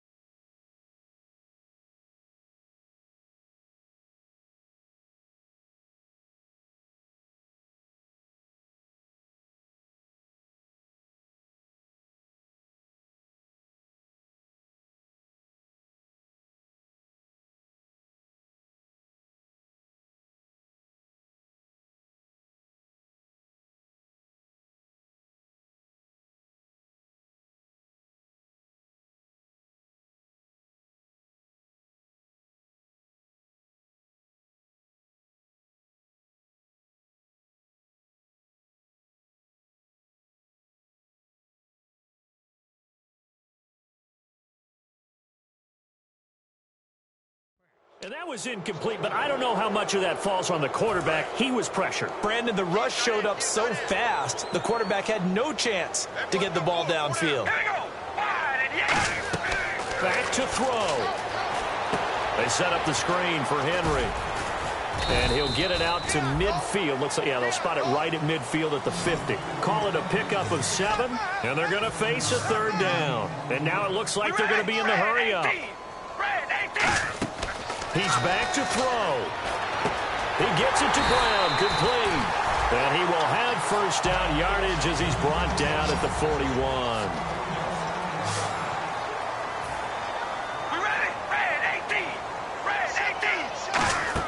They'll look to throw.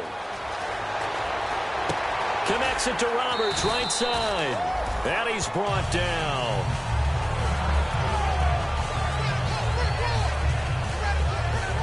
Offense comes to the line now, 1st and 10. They'll put 2 receivers left, 2 to the right. Back to throw. Now a desperation throw deep downfield. And it's caught.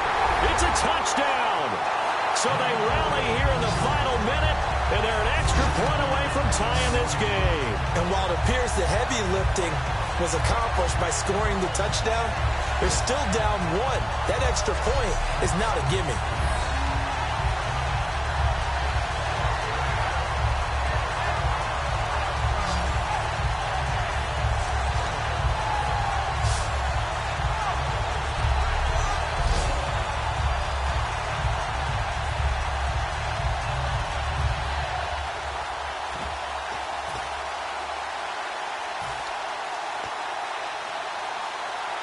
Here we go now as we get set for a big 2-point conversion. We ready? Zero.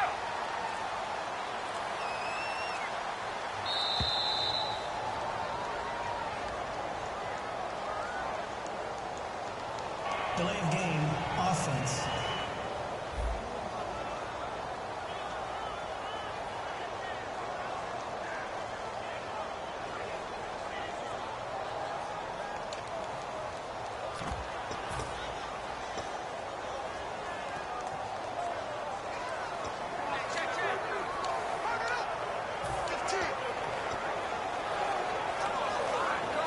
Now another try at 2 here from the 7 now. Here we go. Red 18. Red 18. Carr will look to throw. And they don't get it. They tried for the 2-point conversion there, but unsuccessful. So the defense gets the stop. I know it's situation to situation, but who has more pressure there, offense or defense, when they go for 2? I truly believe it's the defense has more pressure because the offense has an entire playbook wide open from the 2-yard line. You can run it, you can throw it. So defensively, I think most teams are going to be aggressive and force the issue and try and bring pressure. So there is still time, a little over 50 seconds to go, but this becomes a critical onside kick. And this will be recovered by the Giants, and that ought to just about do it. Well, fourth quarter, they felt like they needed the football back. Unfortunately, they couldn't get it. And I know we brought analytics into the game, and someone has said here that the data says that when a team's expecting an onside kick, 80% of the time, the team expecting it, they do actually recover the ball, which is what we saw here. I just wonder if that number is much more of a anecdotal type of a number. Kind of like when the coaches tell us, well, when you score on special teams, 93% of the time you win the game. I'm still waiting to see that number is empirical. And play is stopped here. Timeout. It's the defense calling the timeout here. It'll be their third and final timeout, so as they talk things over, we'll step aside.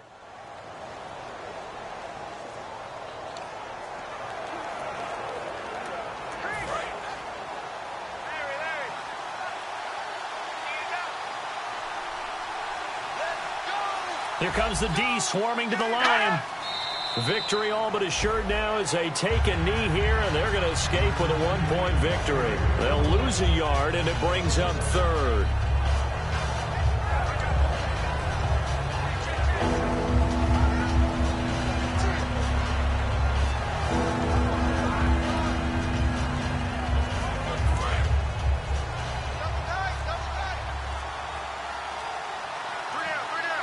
And they've got an extra defensive back out there now on 3rd and 13. Down to a knee one more time, and that should just about do it. Well, I know at points in this when you wanted to close your eyes because of all the points that were being put on the scoreboard. You're a defensive guy, but it was a fun little track meet, wasn't it? It was, and you know the people who really enjoyed this game? They're the ones that like going to batting practice at the Major League Baseball parks, right? Seeing the 14-11 game, that sort of deal. That's right up their alley with what we saw in this one.